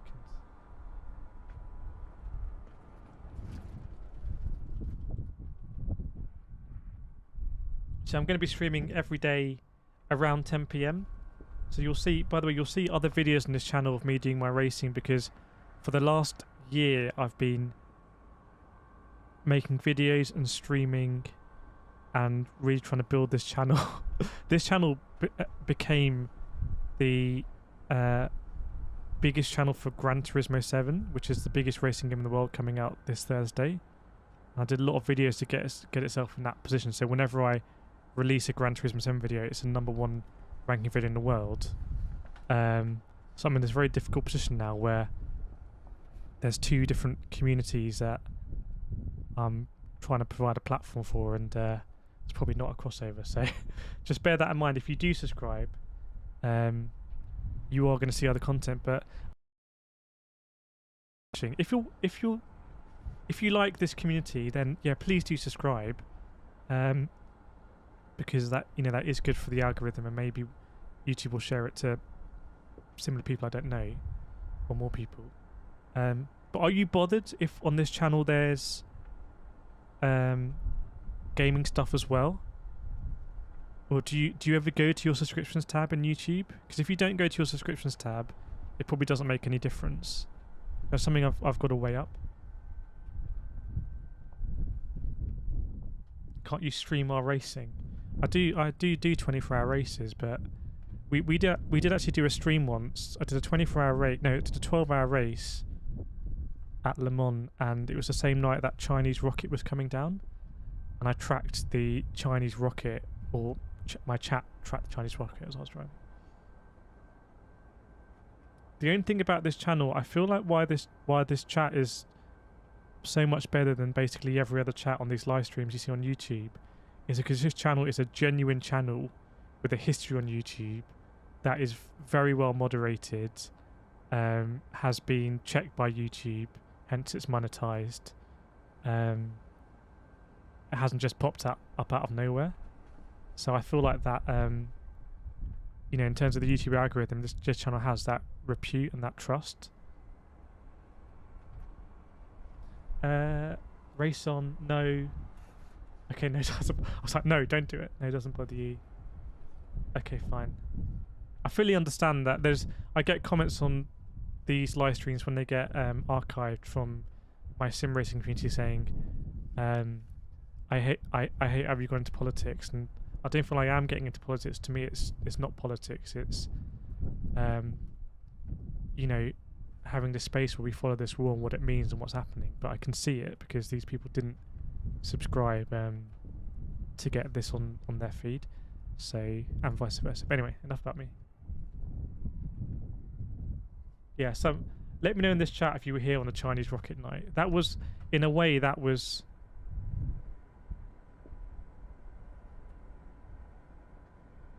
in a way, if we hadn't done the Chinese rocket night at Le Mans, I probably wouldn't have streamed on the first day of this war.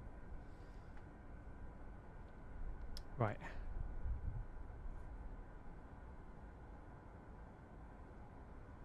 Okay, enough about me, enough about the channel. If you do like it, please do subscribe though, if you want. Right, it definitely seems like it's a quite a night, both in the news sources. Seems to be, I don't know if anyone's seen any confirmed blackouts at night. Fox News is still live. Fox News wasn't live overnight a few days ago, but I wonder if there is, just with diplomatic ties being re-established at the meeting on the Belarusian border, so that UAE flight is going through Poland, interestingly. I wonder if there's just a lot less flights going between Russia and the EU, which is why Polish airspace isn't used as much. But I wonder if diplomatic relations have been, sort of extended its first steps, and therefore there is more of a ceasefire, or if it just, even if not announced, or if it really is the Russian army regrouping, resupplying, and seeing what next steps are. Okay, I won't reload. Thanks, everyone.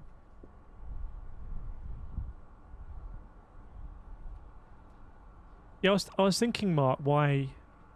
Because obviously I was thinking why I'm so interested in these sort of things, and I did at school do a lot of Mod United Nations conferences, and when you do these conferences, if people don't know what it is, you basically you simulate the United Nations, and you represent a country, and you basically never represent your own country. So I remember doing United Nations conference at school and representing like Burkina Faso and representing France, and you have to do research on those countries and their histories and what their agenda would be, what they would like to achieve on the world stage. So I remember like Burkina Faso is a landlocked country, which affects their worldview on things.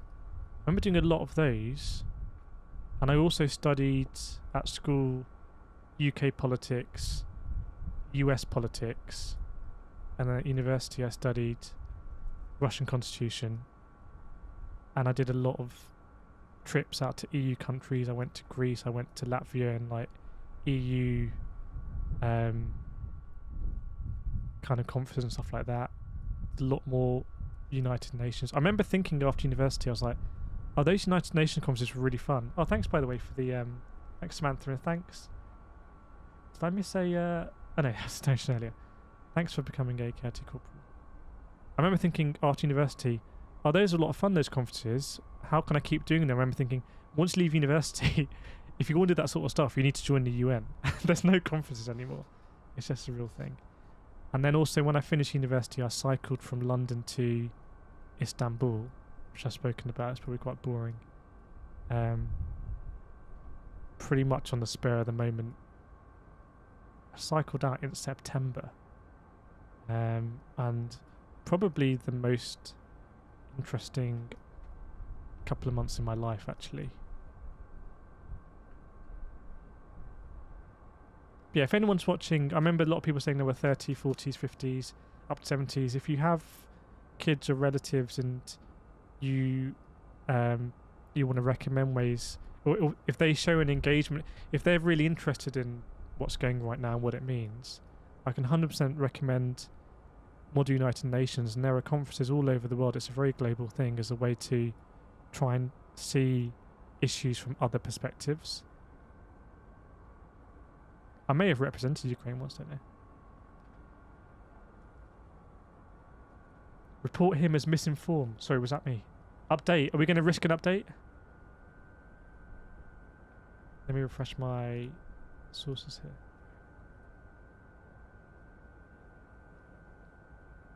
I think the president gave another speech a few days ago. He looks visibly more tired now, I think, as you might expect.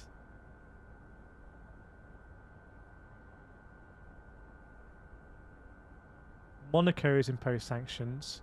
Now that is very... That is... where is Monaco? Monaco is here, isn't it?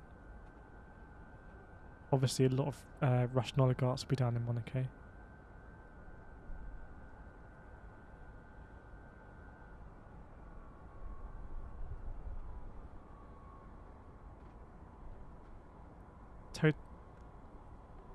The UN is saying over 500,000 refugees now, 280,000 into Poland, which is huge. Although culturally, I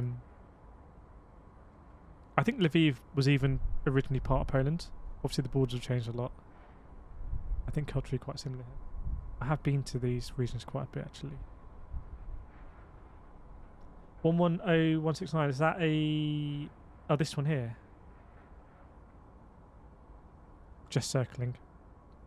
I don't know if anyone knows what it is. We've seen a helicopter the last few days. Nicholas, fatigue is huge. I remember being fatigued on the third night when I streamed overnight to the UK morning a couple of days in a row. I remember being really fatigued. I probably couldn't even put sentences together.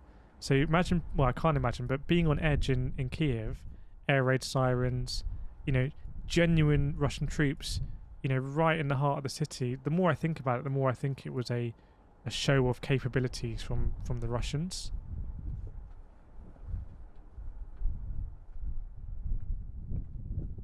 Just what the Ukraine envoy said. What was that, David? Flamingo, the Russian soldiers had to be drained sitting on the border too. Perhaps. Depends if they're well fed and well rested, etc. If they're rotating.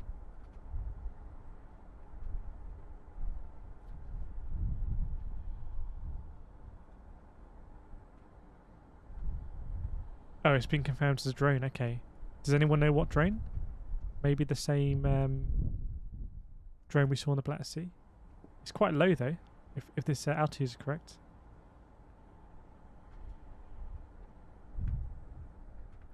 Jedemaster, Ukraine is the most corrupt nation in Europe.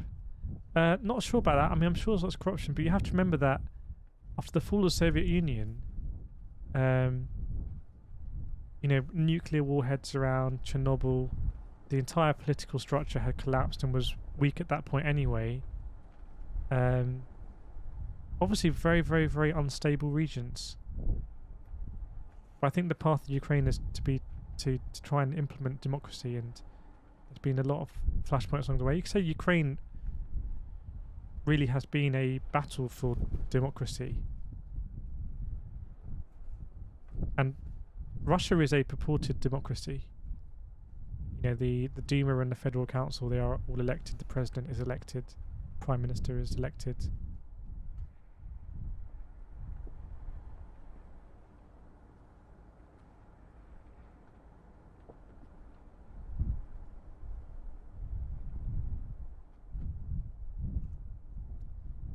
We'll see, Luca. I've got refreshing my sources.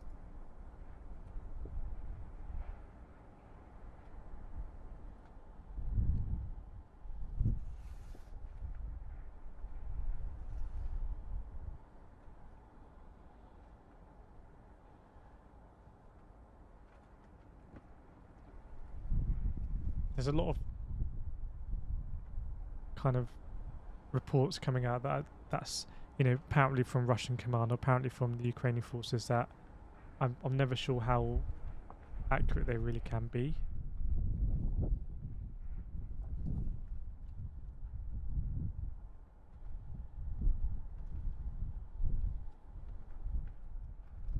Looks like there's a bit of dispute about this EU Commission proposal to provide Ukraine with fighter jets. Looks like Bulgaria is not going to comply with that. I imagine Bulgaria would have had the MiG and Sukhoi fighter jets that Ukrainian pilots will be trained on.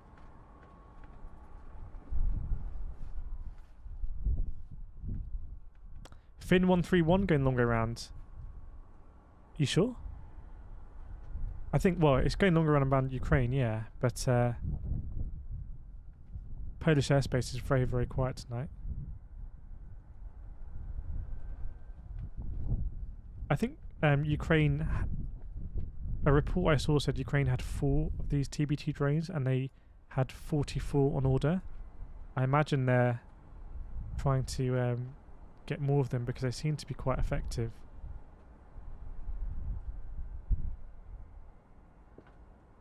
Sorry, James, I haven't timed you out, but if you get timed out, it's the mods on it. But I trust my mods. The mods have to, you know, they're defending against a lot of spam that comes in that you see on these other streams. You know, we could have a chat like this. Maybe there's a bit of friendly fire from time to time, but I wouldn't be able to stream and constantly be. You'd hear me clicking, by the way. Damon adds corruption is universal. I agree, but it seems to be this I don't know. I don't know what the word is, but Russia seems to be saying that these Western ideologies of United Nations and this framework is corrupt or is flawed because it is dictated to by the United States, which may be true, but what's the alternative? I don't know what the alternative being proposed is. The wind. That's wind on the microphone.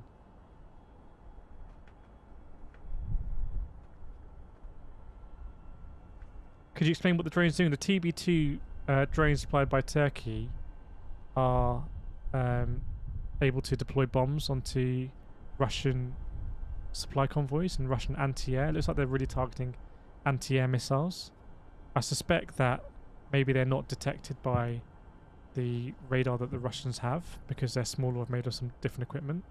These drones here, and there may still be one over the Black Sea, there may be a lot more that don't have transponders on, will be surveilling and seeing the movement of Russian aircraft, etc.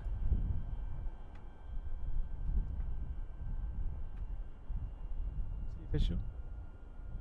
This is live UA map up here, and this is flight radar 24 down here.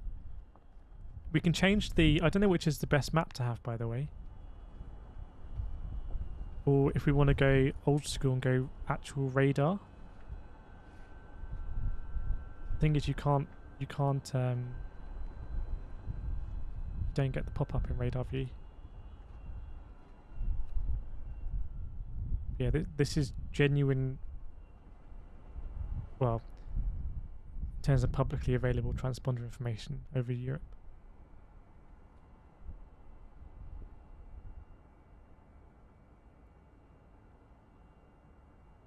Martin, TB2 lightly armed, not a track drone. Still seems to be having some success though. Obviously, they may not need, full-blown airfield to deploy that drone. Daniel, what's your opinion on forming an EU military alliance with NATO? It seems to be it's going to be more likely now. It was, from my perspective, it always seemed to be disputed on a cost basis. Like it's another cost for the EU to have an army.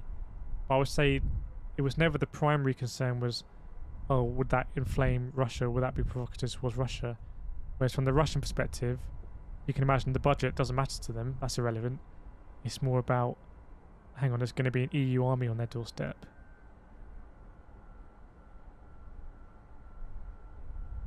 How would I feel if I was drafted? I don't know. It's very difficult to think about that.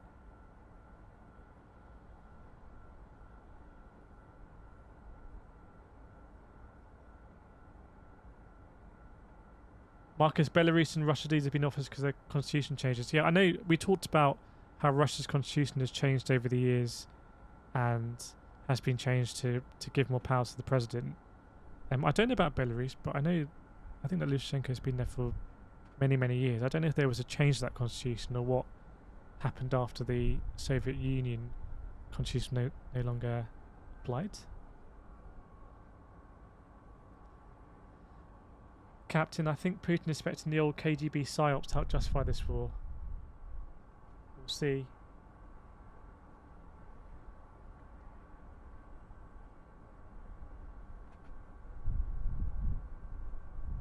So I didn't see that bot message.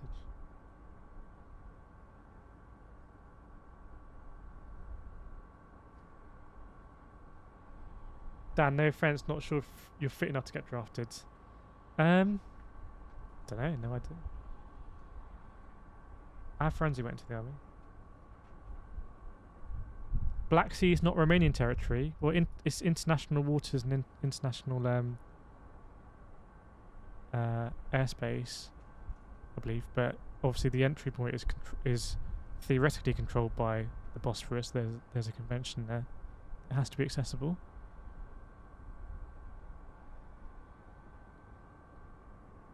Okay, all people are equally corrupt seems like saying all people are equally abusive. Maybe. There's a philosophical concept about where if you fundamentally believe that people should have rights to do things, that inherently conflicts with someone else's right to not be interfered with. So if you say yes, everyone should have rights to do what they want, there is some border in between when someone's right to do something impinges someone else's right to not be disturbed. It's kind of similar to that.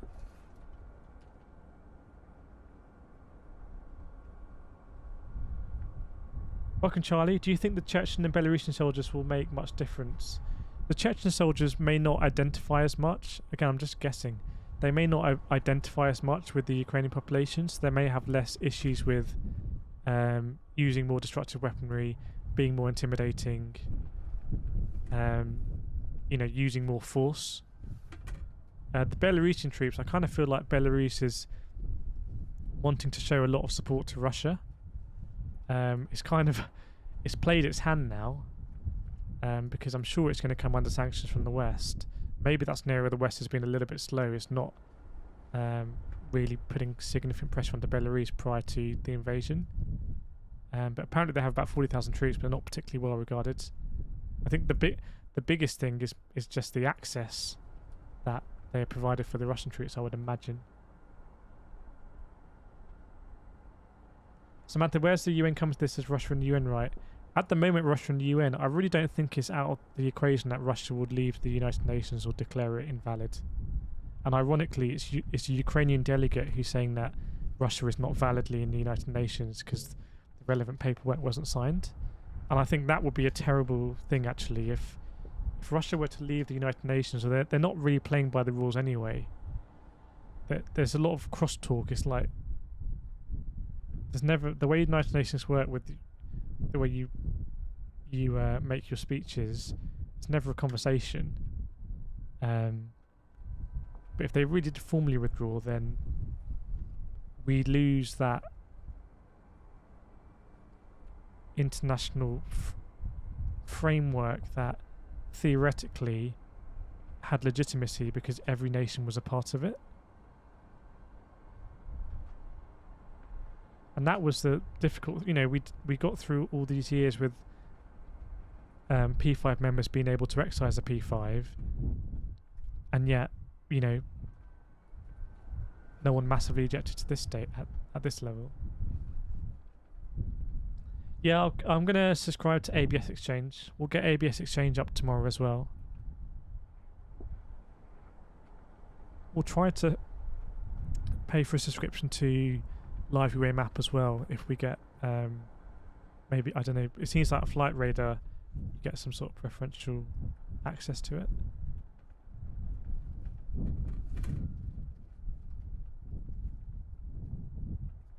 Let's see where the tankers are there. Samantha, it's so confusing. I'm trying since this all happened. You have to say, I didn't even know NATO existed before this. I don't blame you. I mean, there was questions about whether NATO needed to exist anymore after the Soviet Union fell, whether NATO is irrelevant. There is a purported 2% of GDP military spending requirement to be in NATO. Most nations don't do 2%. But NATO is pretty relevant now. That's the thing about deterrence. They're not relevant until they are. There's been big discussions in the UK about the United Kingdom's nuclear deterrent, which is entirely submarine based and very expensive. There's been discussions both ways on whether it should exist or not, and I think it's probably more supported now given what's happened. Yeah, I saw some photos of purported Belarusian troops in Ukraine, but I don't know. Seems like an incredibly inflammatory move given that the negotiations were held there. Yeah, it's an interesting one, Jim. Welcome, Jim. I mean, obviously it wouldn't happen, but you can imagine if every other country was part of NATO, apart from Russia, or heavily allied countries of Russia. This is a stupid statement, but if more countries were in NATO, NATO would become weaker, because ultimately some of those countries would be seen as more expendable. You know, Ukraine is already seen as, to some level, expendable by NATO. It's not worth escalating into a World War III situation. You know, if you're Poland, you know, what would happen if Russia really, you know, if let's say the war had gone differently and Russia was very successful in Ukraine, Kyiv had already been taken, they now pretty much control all the territory. Belarus, you know, on an international level feels great and powerful as well. If you're Poland, then you're very worried. But at the moment, it seems NATO is a very strong bloc. But that's another level of testing if, you know,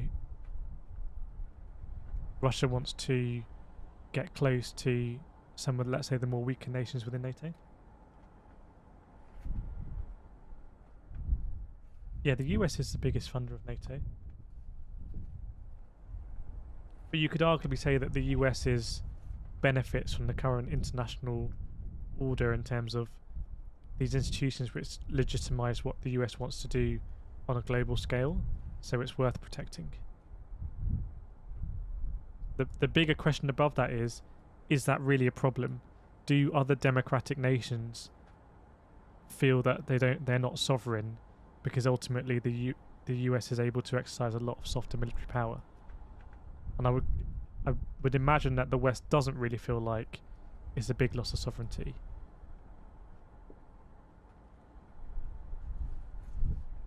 Even, do you think there will be a typical offensive in Kyiv where Putin is not successful with actual strategy? I don't know. It's just, when we started these streams, we've done a stream every day of the war. We'll continue to do so. I was trying to apply rational logic to why Russia invaded it. The more it goes on, it just seems there's miscalculation, irrational reasoning, but it's very early days. It's very early days, and there is a huge amount of fog of war. I mean, the reality could be very different. The reality could be that, yeah, the Russian troops are playing through, and every time they have a loss, it's widely shared on Western media to boost the morale of Ukrainians. That is possible. And it's a lot of territory to cover. I think it would be interesting to hear from a military general, ex-military general, who's familiar with the terrain and the topography here in terms of whether there is a window to really have favourable conditions, whether, as you know, the winter turns more into spring, actually becomes more unfavourable, favourable, I don't know. Samantha's boyfriend has gone to... Is your boyfriend gone to Ukraine?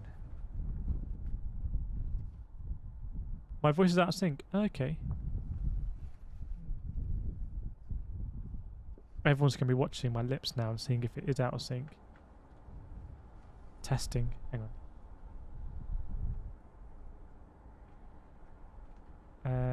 Nothing to do about now. I have lots of very complicated delays on my mixer. Patricia, I think Russia don't go Russian hard because they don't want war to be like that unless test civilians. That is true. It seems like initially, but perhaps it would have been the strategy to kind of go forward with troops that are more like the Ukrainians, less hard, less experienced, and you know, see if, you know, test what the hearts and minds were of the Ukrainian population. And now the Ukrainians seem to have resisted very, very, very heavily. Maybe it's plan B. Maybe plan B was always a plan. I don't know. Okay, thanks, Ruby. I did have big problems with delays when I bought some all the money I get on this channel from I run advertising on all my other content as advertising. I've turned monetization off these streams, but the adverts and the donations and when sponsors give me stuff for racing goes back in the channel. I bought an expensive mixer. There's been nothing but problems with it. Thanks, David.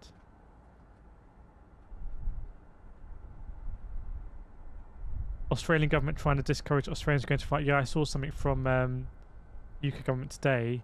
I think, as I said, the UK Foreign Secretary said in an interview on Sunday that they would support UK citizens wanting to go and fight. And I think Lavrov jumped straight on it and said that was the reasoning for escalating the nuclear readiness. Right, Maxar, who was a satellite company I've seen reported quite a lot. Let's get this one up because we haven't got up anything from the feed today. Saying that the column north of Kyiv is about 40 miles. You can see here this is 10 miles.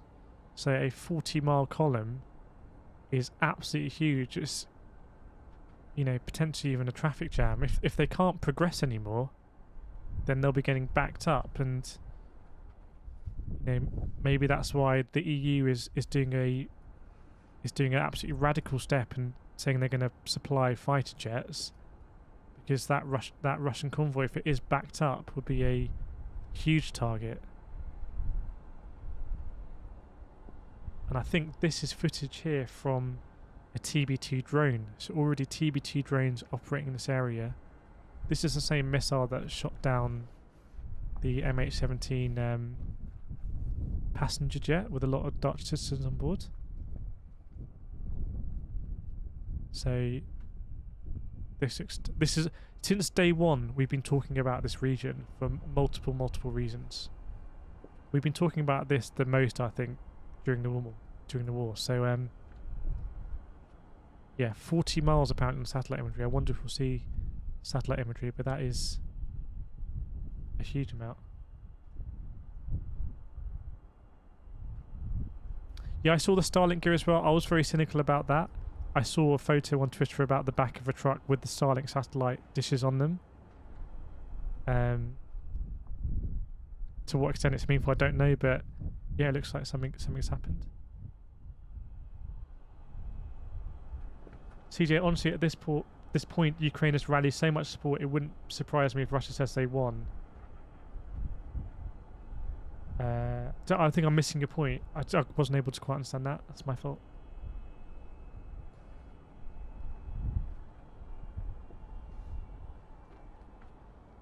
Rock and roll man, do you think the Russian army has experience in residential operations? Obviously in Chechnya. Obviously in Syria as well, but two very different theatres. So honestly, I don't know. We will find out.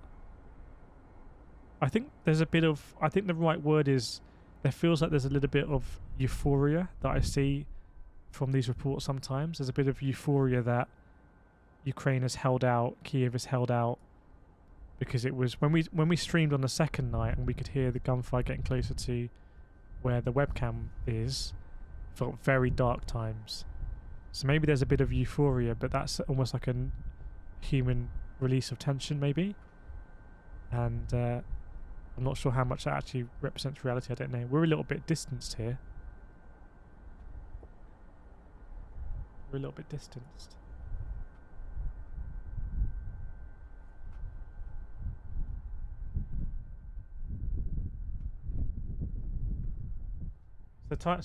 I'm going to end the stream in 6 minutes. We're going to stream every day from around 10 PM. Thanks everyone again for being so, I don't know what the right word is, but conscientious of other people having different opinions. You wouldn't be able to do this on any other stream. I can guarantee you that. So we have a very special space here, and that's basically down to all of you and the mods as well. I have committed now to streaming every night, so if you do want to subscribe, it'll come in your feed, and just bear in mind that you'll see sim racing content as well.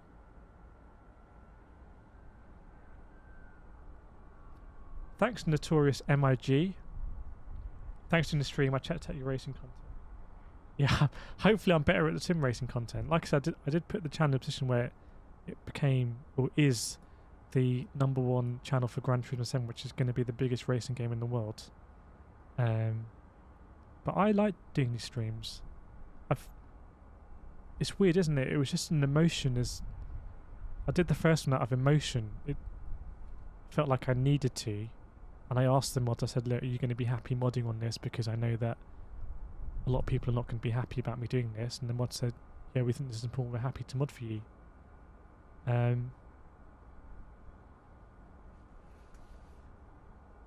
So yeah. So yeah, this point of the night, if you've got any other streams that you recommend, put them in the chat. Put the titles in the chat, so people can go there. If you have any books, this sounds like college. If you have any books or movies that you recommend about, you know, maybe Russian-US conflict or diplomacy issues, and put them in the chat as well. And please do, by the way, please do try and protect this this community we have here. I'd be really, really sad if we lost this community. The more I see people day by day, and it doesn't matter which views you have on various things, whether you like something or don't like something, whatever. The more I see people, and you know, the more I can add more mods into the chat and stuff like that. So, Red Dawn, Red October, Ashes in the Snow.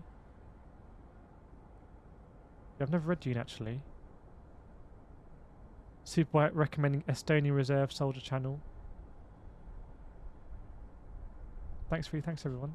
Thanks for $5, Sarah. Thank you for taking time to process this heroic invasion with us. It is a great community. Glad live stream. No problem. I'm very glad that I did it. I was very worried because I've explained the context anyway. This one here is live moments, so you can go here if you want.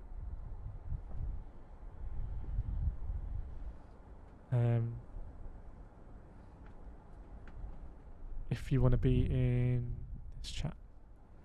Yeah, the time is 27 past. I'm going to play my outro. It does jar a bit, but we played last night, so I'm going to play my normal outro. And going to get some good sleep. Again, hopefully it's been a positive space for everyone watching. There's 900 people watching. If you're watching and you're not chatting, I feel you. I'm used to streaming. I feel you. I know you're there.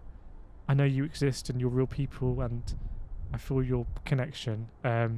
So I hope that it's a positive space. If it's not a positive space and it makes you more scared and you don't like the things we're talking about and it makes you afraid, even if you're sitting, you know, halfway across the world, you don't need to watch these streams. You don't need to, you know, watch this war. Just to let you know. Yeah, we're going to go to our outro page now. It's midnight, and we'll be back tomorrow about 10 p.m. catching up on what's happened today. Hopefully also maybe the stream means that you don't feel like you need to constantly follow the news all through the day. If that stresses you out, you'll know that we're going to be here 10 p.m. UK time, and you can catch up and you can ask what's been going on, etc., and we can look at it. So unfortunately, I'm going to have to leave as the sirens go off. So, sirens going off in Kyiv.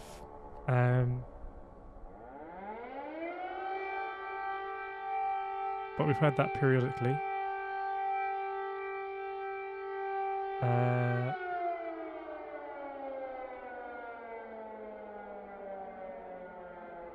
Yeah, almost half on the hour. I don't know. It's... Right.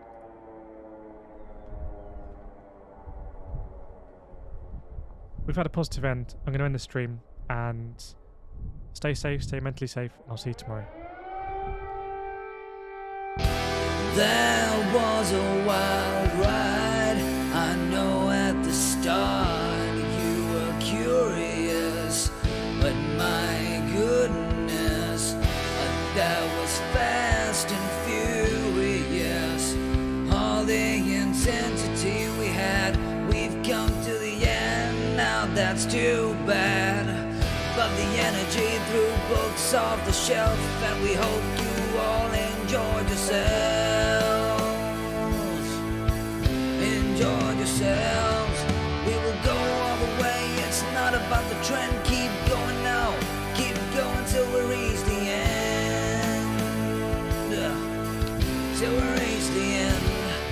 If you had a good time being part of this journey, and the thrill is now making you thirsty, if you wanna keep seeing the action, then just drop us a like so you can come back for more. If you're new here, we welcome you with a smile. If you like what you saw, just hit subscribe. We appreciate each and every one of you tuning in to see a Kyiv thought. Join us for the next part. Hope to see you again soon.